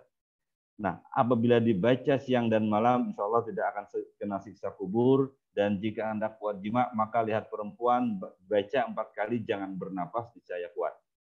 Ini adalah manfaat dari bacaan ini. Yang menarik juga buat saya adalah di dalam naskah Istanbul ini berbicara tentang manfaat Al-Fatihah. Misalnya ketika membaca Alhamdulillah itu ditiupkan di air maka sembuh segala penyakit. Rabbil Alamin itu adalah bacaan untuk kekasih, disurat pada kertas, ditaruh pada minyak, maka disapukan di mulut, maka kita akan dikasihi orang. Ar-Rahman itu ditulis, ditaruh di sawah, maka sawah padi tidak akan dimakan tikus dan binatang sekalian. Di surat ditulis pada mangkok putih, direndam di air, disapukan di tubuh kita atau di barang, maka kata Ar-Rahman tadi juga laku untuk jual beli. Sementara kata Ar-Rahim itu ditulis pada timah hitam, dijatuhkan atau diletakkan pada tempat yang banyak binatang buas, maka binatang buas tidak akan datang. Kemudian Malik Yaumiddin ditulis pada timah, ditanam di 4 bucu rumah, maka akan selamat dan aman. Iyyaka na'budu ditaruh di buluh, diandak di pakumaan kalau istilah orang Banjar, di sawah, maka benihnya, maka padinya akan bagus. Iyyaka nasta'in, jika ada binatang hendak menerkam, baca, tiup, asal jangan takutan kan. Maka kalau takut mungkin sudah diterkamnya, belum baca lagi sudah diterkamnya. Kemudian ihdinas siratal mustaqim itu dibaca ketika mau jalan. Siratal ladzi ketika ada orang hendak berkelahi dibacakan siratal ladzi tadi, tidak jadi. Dan an'amta alaihim itu dibacakan di tanah, kemudian ditiup pada tanah, digenggam tanahnya, kemudian dilemparkan. Baik. Ini yang kelima itu tentang rasa. Rasa itu kita berbicara 4 itu penawar. Penawar ada banyak sekali, apalagi kalau di dalam naskah mantra pengobatan itu ada banyak sekali penawar. Nah, adapun yang kelima rasa. Rasa itu raksa, air raksa biasanya untuk ilmu kebal. Tetapi di dalam naskah Istanbul itu tidak hanya untuk ilmu kebal. Ada banyak beberapa hal yang bisa dilakukan dengan rasa. Nah, waktu saya tidak banyak lagi ya. Sedikit lagi ini untuk kajian sastra lisan dan manuskrip. Ada naskah di rantau yang bercerita tentang datu-datu di rantau. Ini tentu bisa kita kaji dengan sastra lisan yang ada di sana. Kemudian Lamut. Di dalam penceritaan Lamut itu ada Brahma Syahdan dan ada Raden Kasanmandi di dalam cerita Lamut dengan syair Pagar Mandi. Saya lupa pada tahun 2010 atau tidak, itu Museum Lambung Mangkurat mendapatkan naskah 8 naskah yang bercerita tentang Brahma Syahda. Kemudian cerita Bambang Teja Arya dengan syair Teja Dewa, itu di museum juga ada. Nah, dari naskah tadi, naskah Lambung Mangkurat, nah, museum, dari naskah di Telok Selong, naskah Syar Al-Banjari, itu menjelaskan tentang bahwa jejak-jejak orang Banjar pada zaman dahulu itu sudah betapa pesatnya perkembangan ilmu. Misalnya di Marabahan tadi tentang tata bahasa juga ada, tentang fikih, tentang tasawuf, demikian juga di Istanbul, di Amuntai, di Barabai, di tempat-tempat lain, itu menunjukkan adanya perkembangan keilmuan, baik itu ilmu yang bidang keagamaan, pengobatan, sastra. Terutama juga kita temukan yang di museum itu banyak sekali berbicara tentang naskah. Misalnya naskah Siti Zubaidah itu ada yang menarik. 2 tahun yang lalu saya ke makam Sultan Suryansah di Queen. Di sana saya temukan ternyata ada orang yang membaca syair Siti Zubaidah itu untuk meramal orang ternyata. Sayangnya ketika saya ke sana orangnya baru meninggal katanya 2 minggu. Itu kan menarik sekali. Sastra lisan dipadukan dengan naskah. Dan saya sangat berharap ada pembacaan syair-syair di Kalimantan Selatan ini muncul karena naskah syairnya sangat banyak, bahannya sangat banyak, tetapi mengapa sastra lisannya sudah menurun. Nah, ini sekedar apa ya istilahnya onek-onek saya di dalam Hikayat Banjar. Tidak di dalam Tutur Candi, tapi di dalam Hikayat Banjar itu ada tulisan-tulisan yang urusan tentang kapal. Mengapa di dalam Hikayat Banjar itu namanya ada pergata, pelang, gali, galiung, gurap, galiut, pilau, sum, wangkang, tongkang, talamba, lambu, kelulus, dan pencara. Sementara menurut arkeologi, data arkeologi yang saya dapatkan, ini dapatnya dari data arkeologi, di Banjar itu dari mulai abad ke-13 itu sudah ada namanya Jukung Tambangan, Jukung Sudur, Jukung Pandan Liris, Jukung Tiung, Jukung Bakapi, dan namanya ternyata Jukung, bukan pergata, bukan pelang, bukan gali. Berarti naskah itu ditulis khusus untuk apa dan lain sebagainya, mungkin penelusuran lebih lanjut. Demikian dari saya, mudah-mudahan ada manfaatnya. La haula wala quwata illa billah. Assalamualaikum warahmatullahi wabarakatuh. Waalaikumsalam. Terima kasih Bapak Dede Hidayatullah atas paparannya yang panjang lebar ya. Memang kalau di Balai Bahasa ini Bapak Ibu, beliau adalah pakarnya tentang naskah, tentang manuskrip. Jadi sisa waktu kita yang 30 menit ini, mari kita berdiskusi dengan ketiga narasumber kita. Kita buka dulu sesi tanya jawab. Silakan Bapak Ibu bertanya atau memberikan saran, masukan dengan memberi tanda angkat tangan melalui fitur raise hand, atau Bapak Ibu juga dapat mengajukan pertanyaan di kolom komentar. Silakan Bapak Ibu, mungkin 3 penanya dulu. Ya, silakan Bapak Ibu. Ada yang memberi tanda angkat tangan? Belum ya? Kalau begitu kita lihat pertanyaan ada di kolom komentar. Sebentar. Ada dari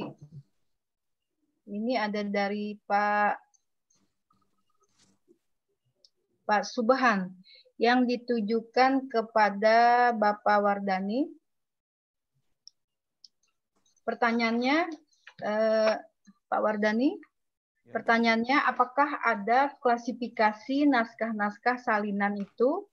Maksudnya salinan naskah manuskrip yang terdahulu sehingga salinan dari bunyi lisan guru pada saat mengaji. Ini bagaimana Pak Wardani? Ya. Baik, saya ingin menanggapi pertanyaan ini. Memang dari naskah-naskah itu ada yang merupakan salinan ya. Jadi bukan karya orisinal. Kalau karya orisinal itu kan dia menulis atau menjadi pengarang. Tapi ada juga yang hanya sebagai salinan ya. Salinan dari kitab yang ditulis oleh gurunya ya. Kalau kita lihat dari karya-karya yang kami dapatkan di Marabahan itu, salinan itu ada beberapa macam ya modelnya ya. Yang pertama adalah menyalin begitu saja ya. Jadi salinan terhadap teks yang dia terima ya. Nah, misalnya salinan dari surah tertentu dalam Al-Quran. Ini saya temukan beberapa tempat ada ya. Saya kira di Marabahan ada surah Tabarak. Di Teluk Selong saya menemukan ada salinan surah Yusuf. Ya, betul. Disalin apa adanya ya. Kalau tidak salah ada ya. Nah, itu tidak ada terjemah, tidak ada nggak terjemah ya? Saya lupa ya. Tidak ada. Ya. Jadi ada yang hanya menyalin begitu saja karya-karya para ulama terdahulu, termasuk juga surah-surah tertentu dalam Al-Quran. Kalau mau kita nalar ya, kalau mau kita analisis model seperti ini ya memang konteks pada zaman itu kan berbeda dengan sekarang ya. Ulama terdahulu itu karena memang belum menghadapi kecanggihan mesin fotokopi, mohon maaf ini bukan bercanda tapi serius ya, sehingga beberapa surah-surah dalam Al-Quran itu ditulis begitu saja ya. Surah Tabarak, surah Yasin, dan sebagainya tanpa tambahan apa-apa. Itu saya temukan di beberapa tempat ya. Kemudian yang kedua, ada salinan yang disertai dengan pertama terjemahan. Jadi dia menyalin karya para ulama terdahulu, kemudian diberikan terjemahan. Mungkin bisa masuk ke karya terjemahan ya. Tapi ada juga yang terjemahan itu bisa dibedakan menjadi dua.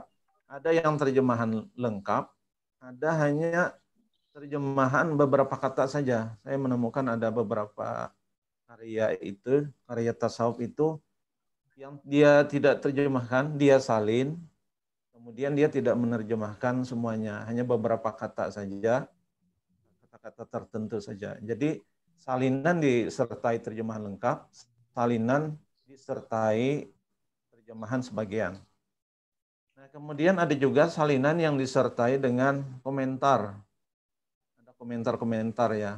Bahkan ada catatan pinggir. Saya menemukan misalnya kalau karya tasawuf itu kalau dia berkaitan dengan silsilah guru-guru, itu saya menemukan ada catatan pinggir itu silsilah dia yang menghubungkan guru-guru tarekatnya lengkap sekali. Nah, di samping naskahnya itu disalin, kemudian ada catatan pinggir. Nah, kita tidak menemukan adanya naskah salinan yang kemudian diberikan catatan berdasarkan apa yang dia terima dari gurunya ya. Karena naskah-naskah itu tidak otomatis menjelaskan bahwa dia menerima naskahnya itu langsung dari gurunya. Nah, kemungkinan bisa terjadi bahwa naskah itu adalah warisan dari ulama-ulama terdahulu ya. Kalau misalnya Haji Muhammad Bijuri tidak bertemu dengan Datuk Abdul Somad Bakumpai, tidak bertemu dengan kakeknya mungkin ya. Tapi Datuk Abdul Somad dia mempunyai karya-karya yang dia bawa dari hasil dia merantau menuntut ilmu ke beberapa daerah termasuk ke Timur Tengah di Mekah. Karya-karya itu mungkin dibaca, disalin, tapi dia tidak bertemu dengan gurunya langsung. Oleh karena itu memang ya kami tidak menemukan bahwa ada salinan itu kemudian diberi komentar didasarkan oleh informasi atau itu sendiri ya. Saya tidak yakin juga bahwa pemilik naskah atau penyalin naskah ini langsung bertemu dengan yang menulisnya. Saya lihat ada tenggang waktu yang cukup jauh ya. Misalnya di naskah itu disebutkan kata Syekh kami Ahmad Kushashi. Ahmad Kushashi itu kalau tidak salah abad ke-17 ya. Sedangkan para penulis ini adalah mereka yang hidup di akhir abad ke-19, 1800-an ya.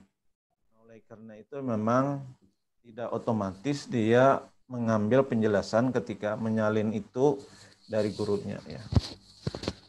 Saya kira itu yang bisa saya jawab berkaitan dengan beberapa kategori untuk naskah yang sifatnya adalah salinan ya. Jadi memang ada pengarang, ada yang penerjemah, ada komentator, kemudian ada yang menyalin, kemudian ada juga yang hanya sebagai pemilik ya. Pemilik ya. Saya kira itu saja yang bisa saya tanggapi. Baik.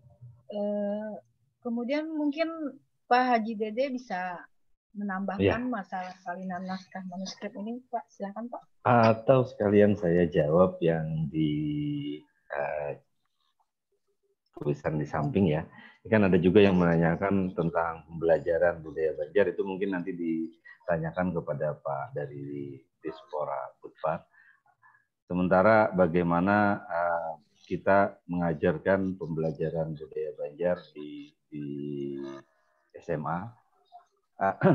Baik, mengenai salinan tadi sebetulnya sudah panjang lebar disampaikan oleh Wardani, karena Tuhfatul Ahbab sendiri itu salinan di beberapa tempat. Di Amuntai tadi seperti saya bilang, kemudian di Guru Ubaidillah, dan juga di Marabahan.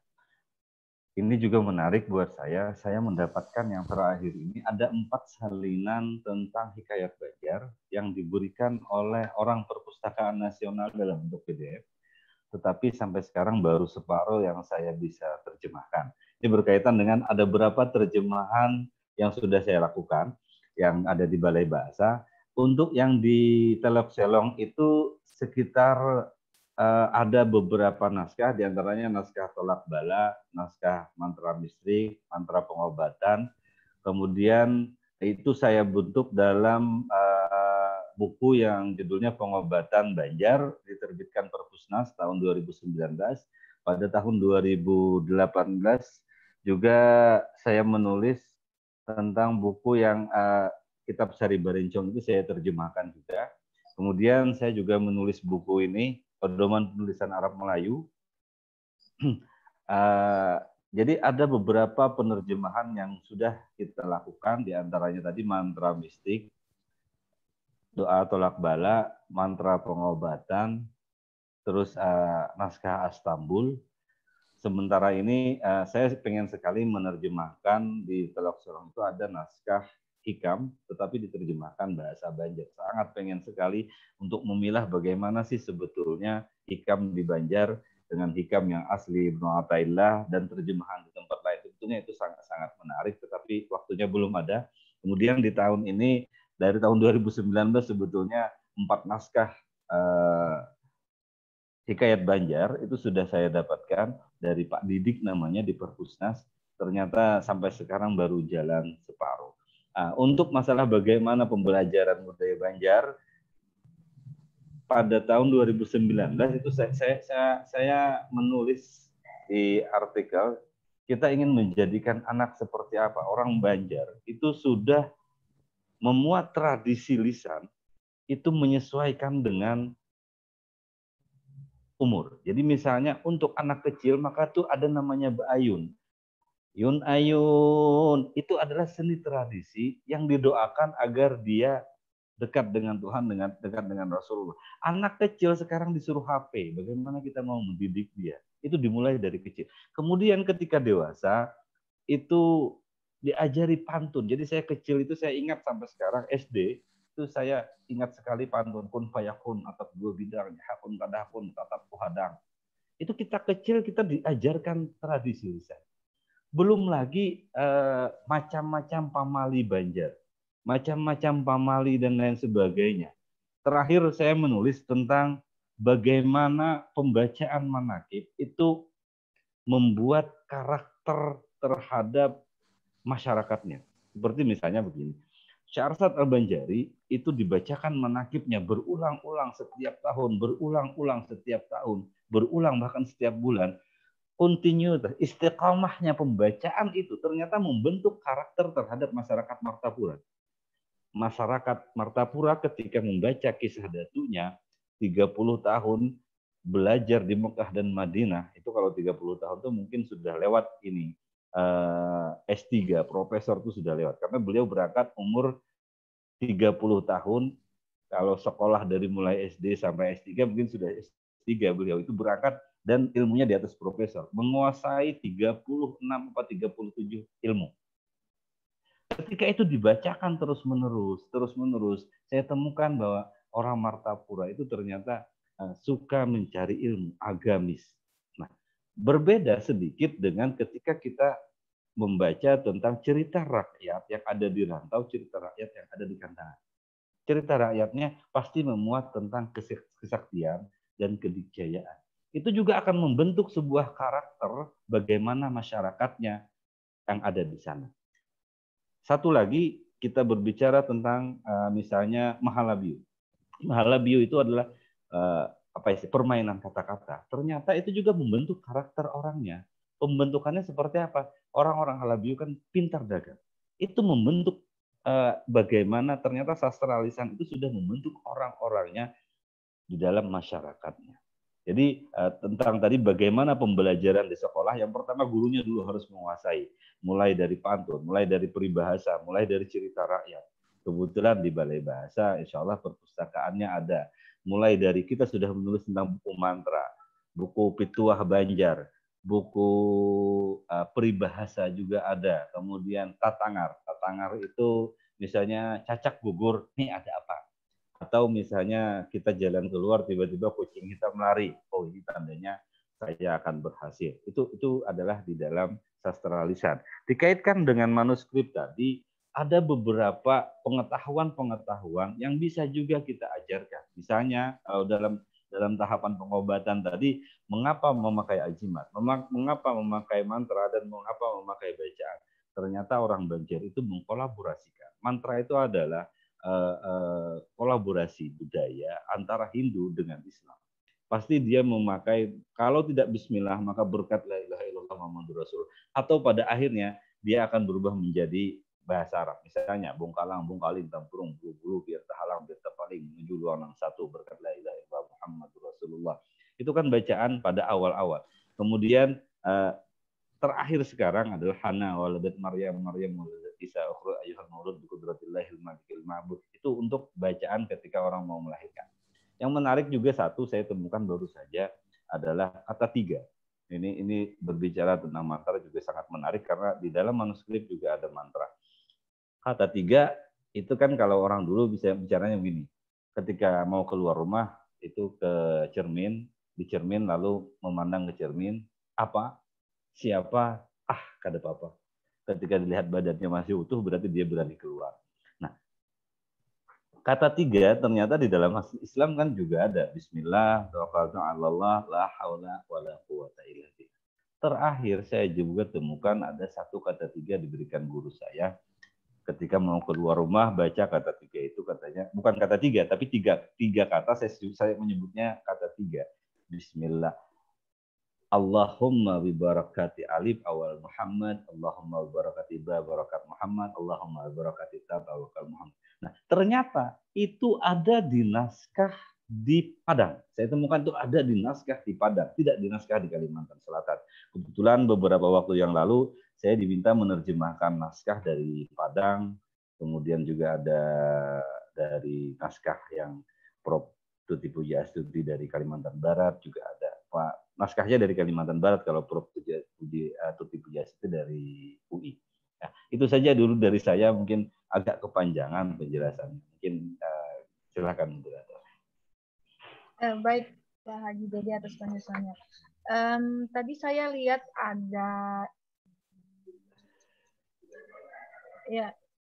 tadi saya lihat ada yang mencoba memberi tanda angkat tangan dari Ibu Sariyati Bahana. Ya, silahkan Ibu.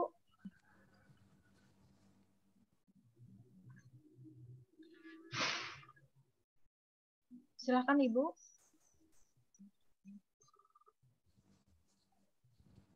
Ibu Saryati. Oh ya, baik. Mungkin ini ya.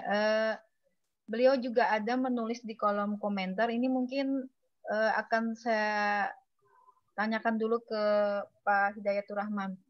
Jadi bagaimana dan mulai dari mana untuk pemula menulis dan meneliti masalah Urang Banjar dulu, naskah dulu dari belajar Tutuha Bahari yang sekarang atau bagaimana?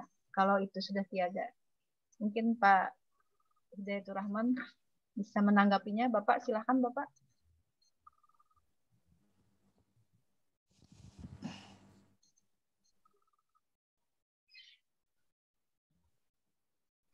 Bapak Hidayatur Rahman.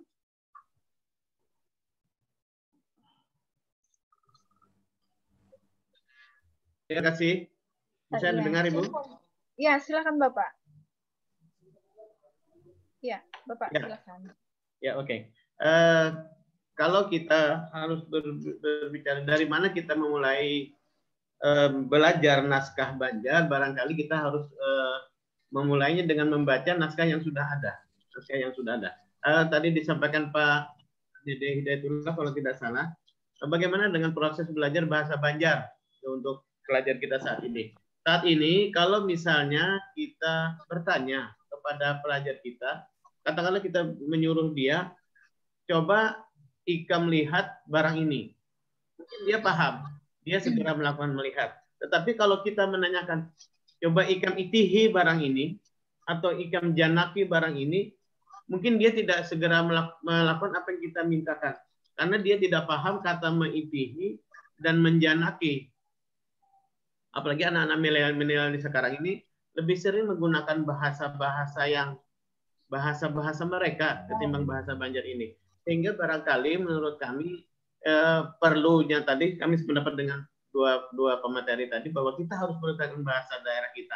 Makanya dalam proses pengembangan yang kami sampaikan tadi bahwa kita harus menyusun bahan ajar dan juga melatih guru-guru yang akan mengajarkan muatan lokal tentang bahasa Banjar ini.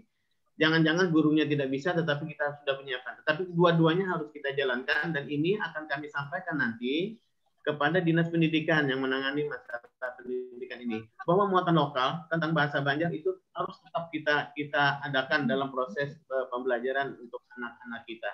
Mungkin itu Ibu, terima kasih. Baik, terima kasih Bapak. Ada lagi ini pertanyaan. Ada Mbak. Assalamualaikum warahmatullahi wabarakatuh. Tadi sebenarnya dari Balai Bahasa nggak dihidupkan jadi nggak bisa masuk suaranya.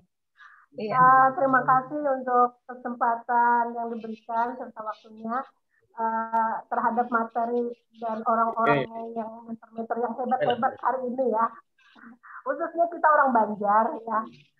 Di sini sebenarnya banyak pertanyaan yang mungkin nggak cukup waktu. Pertama saya minta bisa nggak? Yang kedua, benar seperti yang dikatakan Bapak, saya sangat setuju. Muatan lokal gurunya aja untuk membaca banyak kayak Arab Melayu ya. Khususnya kan mertua anak-anak 2 kali ya sekolah ya. Yang sore itu kan kiblatnya Darussalam kan. Ngajar BSD ada di SMP. Guru yang megang muatan lokal kadang-kadang bukan orang Banjar, kan orang pendatang, terus apalagi membaca Arab Melayu. Jauh-jauh sangat tidak bisa disuruh megang. Sementara orang Banjar sendiri kadang-kadang tidak diberi kesempatan untuk megang itu. Atau kegiatan-kegiatan biasanya kan ada pelatihan muatan lokal, malah orang yang tidak berkompetensi yang ditunjuk oleh kepala sekolah atau dinas atau siapa gitu kan. Terus yang berikutnya, yang tadi masalah pemula, saya kan memang anak-anak zaman dulu ya yang sering belajar ikut nenek, yang masih zaman pakai culuk kayak itu, nah duduk mengaji.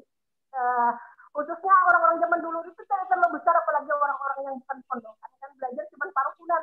Tapi hebatnya orang-orang dulu parukunan tuh sampai 2-3 kali sampai selamatan, nanti diulang lagi.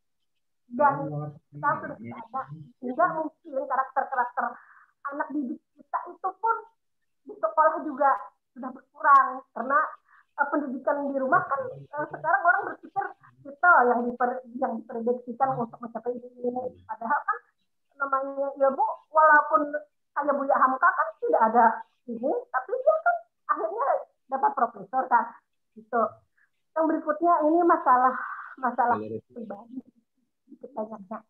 Kebetulan suami saya kan masih ada khusus dari cuman karena daerah kita kan beda ya, kita orang Barabai sementara suami kan orang Pengaron daerah Maniapen itu kan beda. Mungkin zaman dulu itu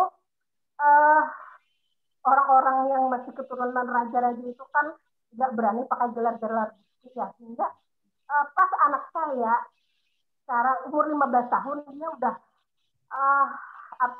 dalam tubuhnya itu waktu itu kan dia dikasih senjata atau apa gitu kayak ujang, tapi sebelahnya itu dari alam sebelahnya dia pegang kayak gitu. Terus hal yang 13 bulan kumpul kemarin dia minta dibawa ke Pamatun di Batu Hajar. Akhirnya di situ saat jam 1 malam, saat di situ kita baca di situ sama yang penunggu situ kan disuruh setelah tawasul macam segala kan dibaca-baca ini gitu kan. Anak saya itu kan kayak tidur lah gitu kan dalam 5 menit.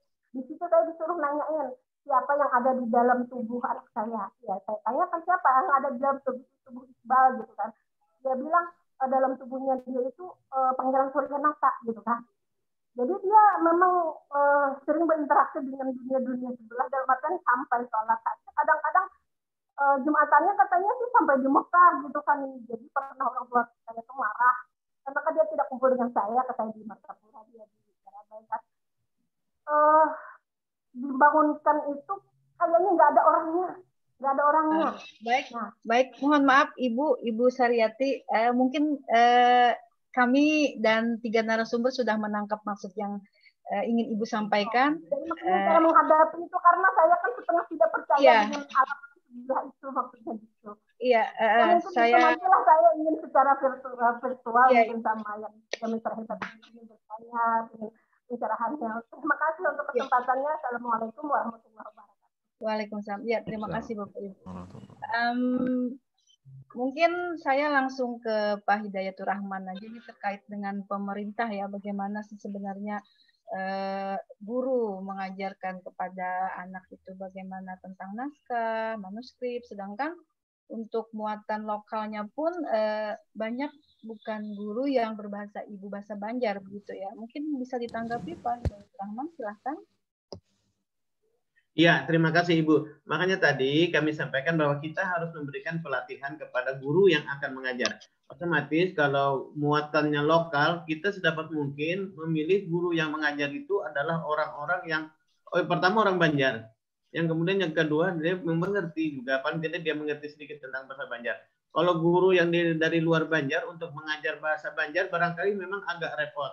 Kalaupun dia bisa berbahasa Banjar tetapi dialek pengucapannya barangkali bisa tidak tepat. Kalau misalnya orang Banjar menyebut kawa, itu kawa. Tapi kalau orang di luar Banjar ada yang kawa, pakai ada k di ujungnya.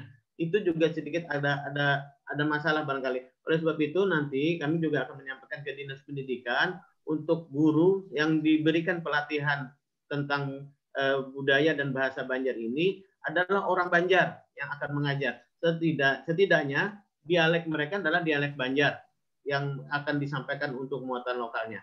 Begitu Ibu, terima kasih. Ya, terima kasih Bapak. Mungkin saya ke Bapak Wardani bisa menambahkan. Ya, silakan. Saya akan menjawab dulu pertanyaan. Ada pertanyaan yang menanyakan tentang asal-usul naskah Marabahan ya. Asal-usul naskah Marabahan ya. Kami dari Pusat Penelitian menghubungi dari Datuk Somad Bakumpai ya, yang namanya adalah Haji Nuzulul Khair. Dia adalah segaris keturunan dengan Datuk Abdul Somad ya, yang menyimpan naskah-naskah klasik itu lumayan banyak ya. Semula naskah itu menurut informasi beliau ada 2 lemari. Karena naskahnya itu di tangan keluarganya yang lain yang tidak mempunyai perhatian terhadap naskah, sehingga ada 1 lemari kayu yang yang isinya berkaitan dengan naskah klasik itu hancur semua. Sehingga kami hanya mendapatkan satu lemari yang khusus berkaitan dengan naskah itu ya.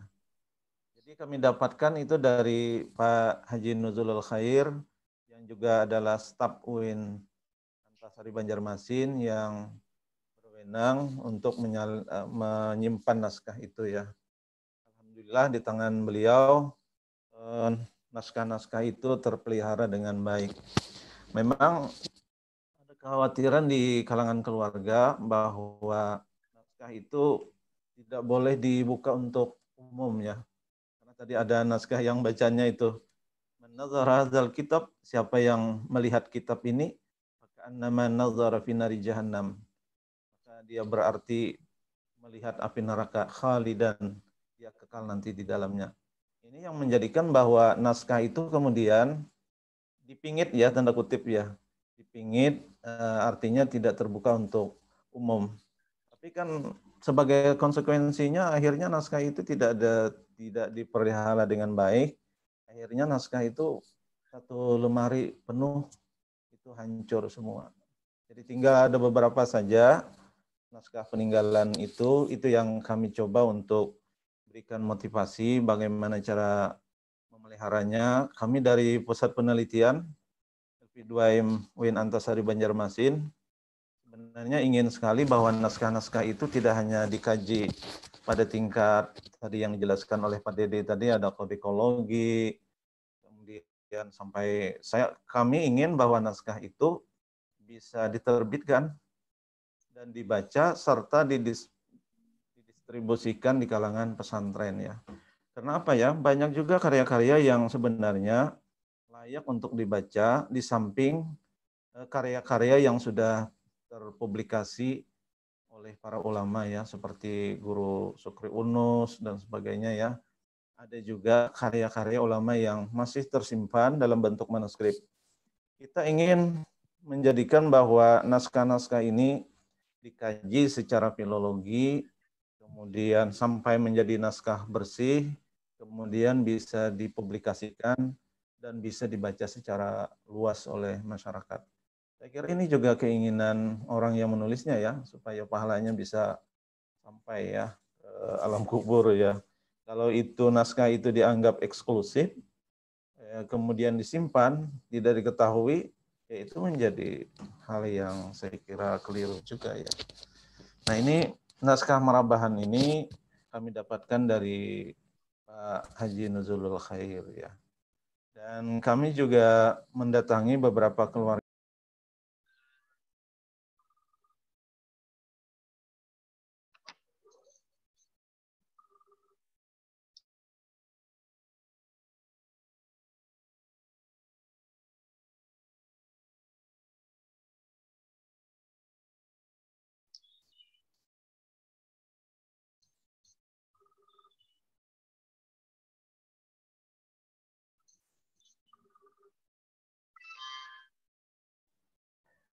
Terputus kayaknya moderator.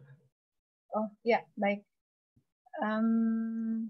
Mungkin kita lanjutkan, ini ada pertanyaan. Satu pertanyaan lagi ini. Ya, satu pertanyaan dulu.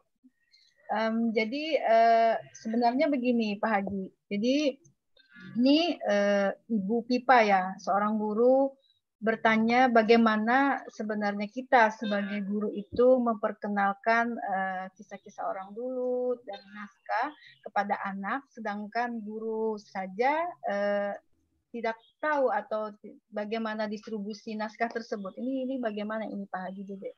Ya, terima kasih. Sebetulnya pertanyaan itu sudah terjawab. Dan artinya tinggal jari dibawa ke HP tinggal ketik, klik Google, semuanya akan dapat. Mau cerita apa sekarang di Google lengkap. Tinggal orangnya saja dia mau WA atau mau baca. Mau Instagram, mau YouTube, atau mau baca. Kalau mau baca saya kira lengkap sekali. Setiap tulisan yang kami tulis itu selalu ada jurnalnya, selalu ada linknya. Jadi tinggal kita klik dibaca. Tetapi memang yang sekarang itu kan dari bangun tidur ya sesudah nanti Instagram, YouTube, mau tidur juga WA lagi. Ilmunya ya tidak dapat, literasinya ya tidak dapat. Kalau kita memang mau, dari yang saya sebutkan dari awal tadi, dari mulai naskah-naskah yang saya tulis, itu semuanya ada di YouTube. Silakan tulis misalnya pengobatan Banjar, maka akan muncul tulisan-tulisan saya tentang pengobatan Banjar. Terus juga bagaimana misalnya kita mencari pantun Banjar. Kita mau tahu misalnya syair Banjar, tinggal ketik saja di Google maka akan muncul itu. Tinggal kitanya saja mau tidak. Nah, kebanyakannya kalau istilah orang Banjar itu kita tuh menyadi, hendak siap sedia. Kalau ada Pak, ulahkan bukunya biar kami tinggal baca bukunya gitu. Ya itu ya keinginannya pasti seperti itu. Jadi yang penting sebetulnya sekarang zamannya zaman 4.0, semuanya bisa lewat tangan kita, lewat HP kita, semua bisa. Tinggal kitanya saja mau. Naskahnya lengkap, naskahnya ada di Teluk Selong, tetapi kalau untuk baca naskah saya kira mungkin juga mereka tidak memperbolehkan. Naskahnya sudah kita digitalisasi, digitalisasinya ada di sana. Ada di Teluk Selong. Silakan datang ke sana, minta kopi digitalisasinya karena juga sudah kami buatkan flashdisk juga di sana. Kalau memang mau lengkap. Atau di dalam pagar juga insya Allah ada. Dan kalau di museum mungkin sebagian sudah difotokopi, disilahkan datang di perpustakaannya. Kalau di Balai Bahasa juga ada naskah-naskah yang dari museum juga sebagian ada. Ya, itu saja dari saya. Kalau mau kita panjang lebar lagi mungkin waktunya yang tidak cukup karena kebetulan juga sudah lewat 12.04 kita waktunya. Silakan moderator. Baik, terima kasih Bapak Ibu. Semoga puas dan bisa memahami atas jawaban dari beberapa narasumber. Mungkin singkat saja saya ke Pak Dayatur Rahman dulu, sedikit penutup kita, Bapak. Silakan Bapak, singkat saja.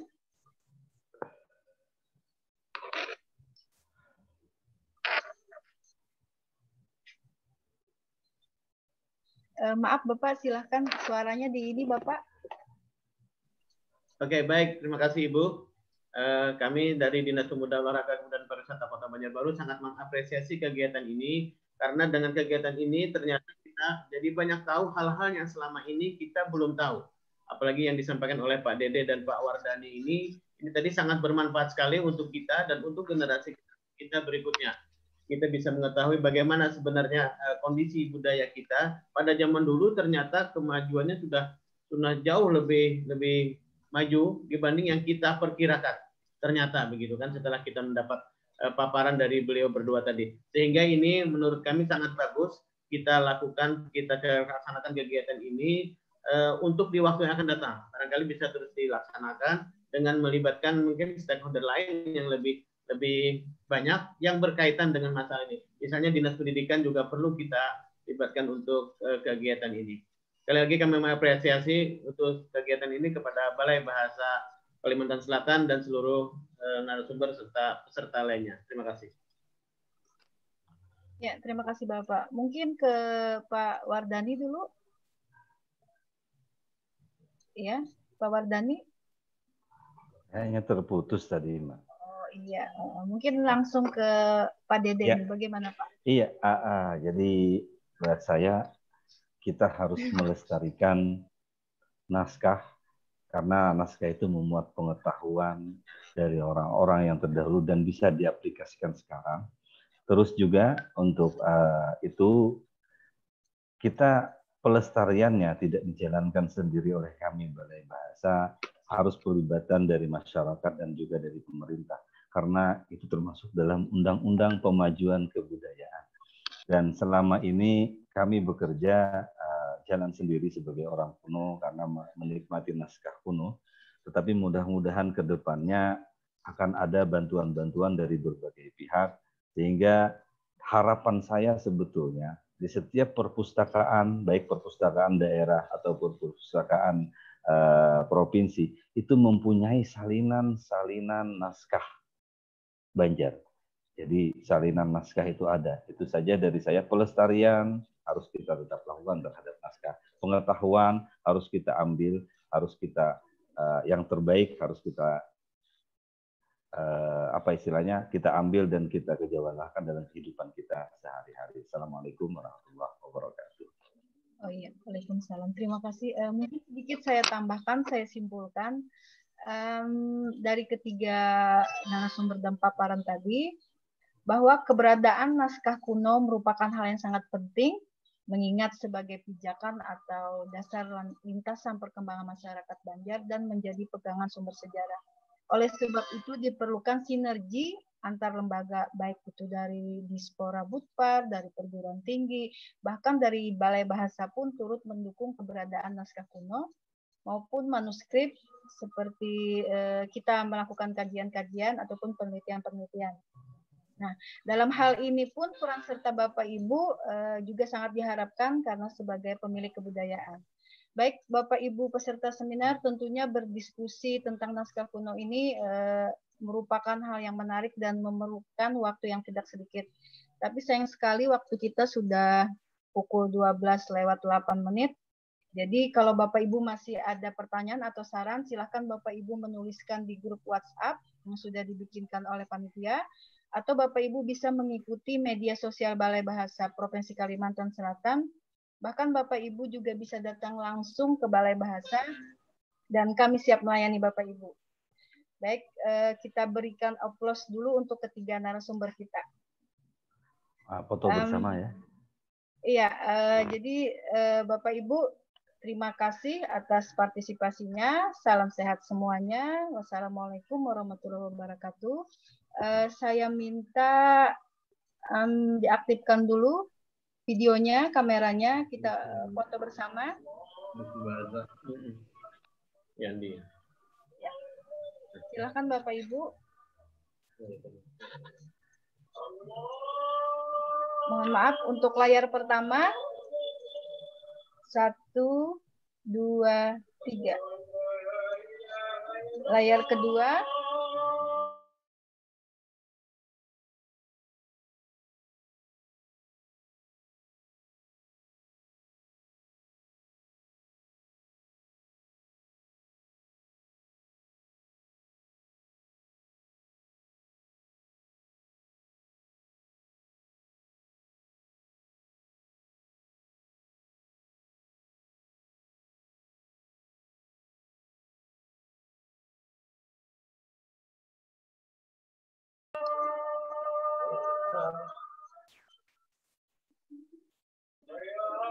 Ibu Alfa.